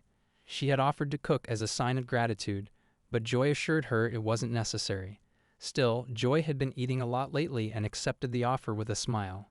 Curious, Minwoo's mother asked how Joy even got so much food. That's when she learned about our hero's unique ability to produce infinite ingredients. With materials provided by Pax, a renowned Chinese chef from Chinatown had prepared just one dish. But Pax duplicated it endlessly, making enough for everyone. The chef, cooking with a joyful heart, found solace in feeding people even in this desolate world. As Saul devours plate after plate, urging our hero to hurry with more, the others are stunned by how good the food tastes. Amid the laughter and celebration, our hero reflects. The lizard men have been defeated, Incheon is reclaimed, and now his people enjoy a warm meal together. Then something unexpected. Our hero's sister-in-law, his older brother's wife, isn't feeling well. Joy notices she hasn't eaten much and begins asking about her symptoms of nausea, dry mouth, and dizziness. She quietly confirms each one, unsure how Joy could know. Joy then reveals what no one expected, that they're early signs of pregnancy. The meal ends with more than full stomachs. It ends with joy. Our hero's brother gathers the family to share the news. A test confirms it. They're expecting a baby. Congratulations flows like warm sunlight. Young-soo turns to our hero, congratulating him on soon becoming an uncle. In that moment, something shifts inside him. A deeper sense of adulthood awakens, tethered to the fragile hope of a better future for this unborn child. The family begins to dream out loud about what the baby will wear, and if Pax will eventually stock children's clothing as well. They ponder what sport the child will grow up to love. Joy and soul are brimming with excitement. But celebration often carries a shadow. A soldier steps forward, speaking quietly to our hero. A radio transmission from the Central Operations Command demands his attention. Our hero steps aside to listen. The colonel on the other end confirms that the terraforming has vanished from Incheon, but the situation abroad is spiraling. Both China and Japan are experiencing massive environmental disasters. Toxic gas leaks from the Beijing Gate. Poisonous water gushes from the Fukuoka Gate. The colonel says neither is under control, but the Beijing Gate presents a more immediate threat. Footage reveals a dead insect, massive in scale, lying motionless nearby. The gas hasn't reached them yet, but it's coming. The colonel, his voice heady with tension, admits this crisis goes beyond military might. He asks for help. Our hero responds without hesitation. If they do nothing, Korea itself could turn into a living hell. Intent on understanding the threat firsthand, our hero offers to fly directly to China. The colonel instructs him to stop by the 3rd Guard Brigade first. He agrees, confirming he'll leave tonight. Determined not to let his future nephew grow up in a world ravaged by pollution and monsters, our hero commands Pax to increase the subspace level. The system responds. 30,000 magic stones are consumed, leaving 20,000 in reserve. As night falls, the subspace reaches its upgraded state, unlocking new functions. One is particularly groundbreaking, the installation of a fixed portal. Unlike previous summoning portals, this one becomes permanent once placed. It offers no defensive power, but grants authorized users direct access to subspace, safe from enemy attacks. Watching this unfold, Minhwa remarks on how easily such a skill could be abused. He then asks our hero if he's really heading to China. Our hero confirms it. After China, Japan is next. Minhwa nods approvingly. Though he hasn't shown it yet, he has awakened as a swordsman. If needed, he's ready to help. The two exchange gratitude. Soon after, our hero boards the helicopter with Yang-soo. Together, they give a thumbs-up a silent signal of solidarity as they lift off into the night. Later, at Incheon International Airport, someone calls out for James. No response. A man approaches a waiting aircraft, repeating the name. From beneath the plane, James finally appears. Still processing the situation, he's stunned to hear that the people heading to China have already arrived. The aircraft isn't even ready for a long-range flight. The moment they arrive at the airport, a military officer stands at attention, already waiting for them. This officer introduces himself as Park Cheo-kwan, captain of the 3rd Guard Brigade. Both the main character and Yang-soo return the gesture with equal respect, introducing themselves in turn. The officer explains that their arrival was expected, and everything is in place for their flight to China. Yang-soo lights up with excitement at the mention of piloting a new aircraft. Without wasting time, the officer leads them into a massive hangar where their transport awaits. It's a C-130J aircraft, he explains, significantly faster than a Black Hawk, which means the journey to Beijing will be swift and efficient. Yang-soo, clearly fascinated, wonders aloud if it's the kind of aircraft used in spy movies, the ones with hidden cargo compartments and a light stealth upgrades. The officer confirms it is but clarifies that the plane isn't fully ready. Final maintenance is still ongoing, so they'll need to wait just a bit longer. Yang-soo, curious as ever, asks about the upgrades. The officer reveals that the aircraft is being outfitted with minimal defensive enhancements, not for offense, but to increase its chances of surviving any encounters with monsters during the flight. As Yang-soo's eyes gleam with anticipation, the officer notes that the modifications are nearly complete. However, only one engineer is working on it. This surprises the main character, who finds it hard to believe that a single person can handle something this complex. The officer nods, admitting the point is valid, but insists that the engineer James is no ordinary man. Suddenly, James approaches, walking with an air of calm confidence. He calls him over, ready to showcase his work. Holding a magic stone in one hand, he explains that from the outside, the aircraft looks unchanged. That's intentional. All the modifications are hidden beneath it, focusing on protecting against flying monsters that tend to attack from below. Watching James talk so casually about something so intricate, the main character suspects he must be an awakened mechanic. The magic stone makes it obvious. He likely worked in aeronautics before the apocalypse, and awakening only pushed his abilities to extraordinary levels. When the main character notices the sharp metal spikes embedded under the aircraft, awe sets in, but so does concern as he wonders if a plane modified like this even fly. Before they take off, testing the aircraft's new systems becomes a priority. While they wait, the main character hands out food and supplies to the local troops. A portal opens beside James, but he remains completely unbothered. In a world where people live in fear, hide from monsters, and scramble for food and water, this reaction or lack of it is shocking. Even when offered first-class Chinese cuisine, James declines without a second thought, saying he's full. His indifference stands out. Unlike everyone else, he's not moved by survival luxuries, but something finally piques James' interest. Machines inside the subspace catch his eye. His previously flat expression shifts into fascination. He even stands up to get a closer look. Watching this, the main character sees it clearly James is obsessed with machines. Not food, not comfort, but gears, engines, and tech. And just like he got done with Yang-soo, the main character begins considering whether James could be recruited into the team. He wonders what kind of dream might motivate someone like James. If James would care about flying motorcycles or robotic courses and the likes of other machines, probably. The idea sticks, so he makes the offer. Come to China with them. James remains silent at first. The main character begins pitching himself, sharing food, offering freedom to tinker, promising safety from monsters. But James shoots it all down. He points out that they just met today, and there hasn't even been a real conversation between them, pointing out why he should trust a stranger. The main character is stunned but concedes the point. He admits it was sudden but suggests their abilities might mesh well together. Rubbing his neck and sweating, he tries to lighten the moment by saying it was still a good conversation, even if they had to go their separate ways. Then James speaks again. If the main character really wants his mechanical skills, there's one condition: take him to America. Only then will he join. It's not about family. James doesn't have anyone waiting there, but there's somewhere he deeply wants to return to. The only problem is he's too scared to make that journey alone. The main character, being strong and capable, would make the perfect travel partner. Though the timing isn't ideal, the main character agrees. After finishing business in China and a quick trip to Japan, America will be next. James is satisfied with that, as long as the delay isn't too long. They strike a deal. To seal the moment, the main character opens a portal and pulls the entire aircraft into his subspace. Then he summons 2 motorcycles and 2 Blackhawk helicopters. The space still feels empty, so he keeps summoning more and more vehicles until the area looks like a military garage. Turning to James, he announces that all of it now belongs to him. Every last machine is his to disassemble, rebuild, or upgrade. He emphasizes that this isn't a promise or a bribe, just a gift.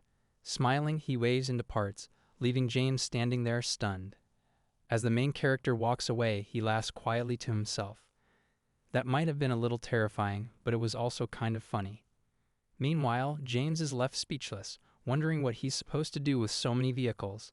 He starts to question just what kind of ability this mysterious man really possesses, and a pang of regret hits hard. If only he had known earlier, he would have agreed to join on the spot. Back aboard the aircraft, the journey to China continues. Hours pass, and they approach their destination. But down below, the city is under siege. Giant insects crawl over skyscrapers. Towering cockroaches and enormous mantises devour anything in their path, including giant crickets. Through the aircraft windows, the main character watches in horror. Compared to these monsters, even the lizard men seemed noble. Yong-Soo begins the landing process. As the aircraft touches down, some insects immediately latch onto the landing gear. The airport is a graveyard of wrecked planes and insect corpses. The main character wastes no time. He opens his portal and pulls the aircraft into his subspace to prevent any further danger. Then, to secure the area, another portal opens. Lancelot steps out, radiating a powerful aura. He tells the main character it's safe to exit. After slipping into a radiation-proof suit, the main character asks whether there are any insects nearby. The toxic air and threat of mutant bugs pose serious risks, but Lancelot assures him that the coast is clear for now. Still, he adds, they're not alone. Turning around, the main character sees a man with his hands pressed together in a respectful gesture. The stranger identifies himself as One Yang of the Red River. Besides the monstrous insects wreaking havoc, the poisonous atmosphere still poses a critical danger. Inside a dimly lit building, One Yang carefully cracks open a door. He peeks outside, breathes a sigh of relief. No insects seem to be on their trail. He shuts the door and turns to the newcomer, acknowledging that while the space isn't ideal, it should be enough for now. The newcomer nods, accepting the condition without complaint.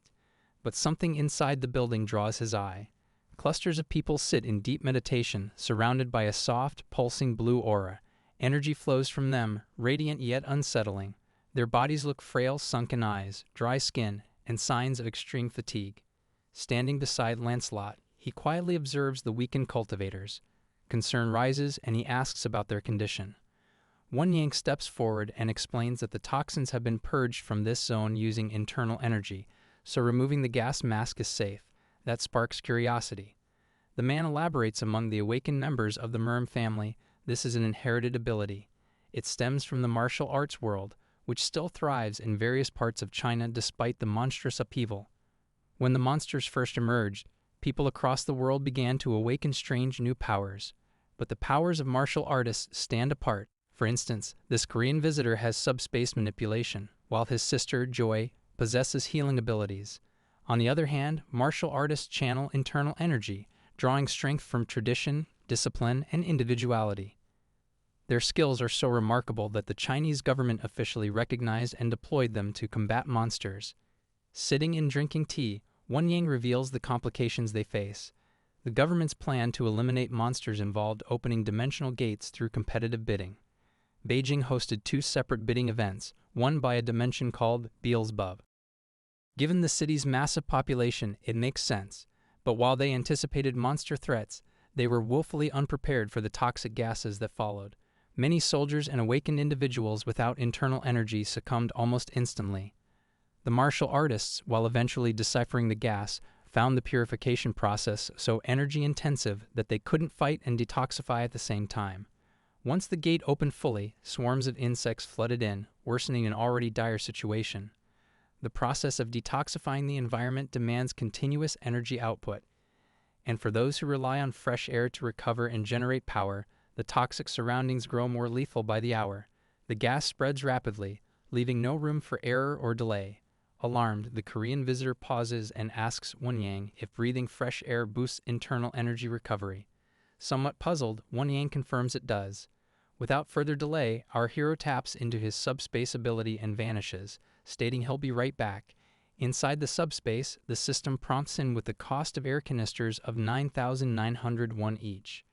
Without hesitation, he commands it to generate several canisters and stack the resulting air bubbles into layers. The system complies, forming a massive orb of pure air. It's a carefully programmed setup, and air will now release automatically every second. A sudden blast erupts. A forceful gust explodes outward, purging the building's interior of poisonous gas in an instant. The cultivators gasp, finally able to breathe deeply for the first time in what feels like forever. Their eyes widen, stunned, wondering how it's even possible. One Yang watches the others inhale the crisp air, visibly regaining strength and color in their faces. Still struggling to process the miracle, One Yang turns to the hero and admits his disbelief. When he had first reached out to Korea, he did so with little hope. He expected rejection. The situation sounded too dire, too far gone. Toxic gas, endless insects, and a city on the brink of collapse. But during that desperate call, he overheard the Korean soldier relay the situation. The answer came without hesitation. They would help. The soldier's calm tone had seemed overconfident at the time. He wondered if one person could really make a difference, and now, watching the effects of pure air rejuvenate his men, One Yang realizes his own arrogance. That our hero hadn't come just to fight insects. He brought overwhelming strength, precise thinking, and the means to shift the battlefield entirely. Turning to our hero with humbled eyes, One Yang expresses his gratitude. He apologizes on behalf of his people and thanks him sincerely, promising never to forget this act. He explains that he only wanted to stop the toxic gas before it reached Korea. However, our hero waves off the apology, stating that it's not a matter of inconvenience. There are always ways to help people survive. One Yang nods, understanding now that this war doesn't have to be a losing one. They've bought some time, and with that time, they can recover their energy. He suggests launching a coordinated attack in 3 mornings. Our hero agrees. It's a smart move. They need recovery, but action must follow swiftly. Later, the protagonist serves Chinese dishes from subspace, and the exhausted men eat with fervor. Each bite seems to restore their spirit. Even One Yang comments on the meal, admitting it's excellent by any standard. With bellies full, they gather around a whiteboard. One Yang steps up, ready to discuss their next move. He starts by detailing everything they know about the insects. Most are similar to common species, but some are far larger and more dangerous. Flying insects like moths and flies tend to release toxic gas. Most are ranked 8 or 9, though rank 7s occasionally show up, and those are far more dangerous. He adds more information, explaining how rank 8 insects usually gather in swarms. Rank 7s, while rarer, appear noticeably more powerful. He then outlines the known gate locations. Just as he continues, Lancelot approaches the window. Outside, the area remains thick with toxic gas except within the purified perimeter. Then, a shadow looms. A massive leg touches down near the building. Alarmed, Lancelot calls out, "Something's approaching." Our hero asks what it is, but Lancelot admits he's never seen anything like it. A towering centipede emerges, its hardened shell glinting under the light. One look is enough. It's clearly rank 7. The creature advances, fast and menacing. Its sheer size alone shakes the ground. Whatever plan they're making, it's about to be tested right now. Alright, so that catches us up with all the chapters of this manhwa. I tried my best to cover this whole thing as fast as possible, but I don't know if this style of narration suits me.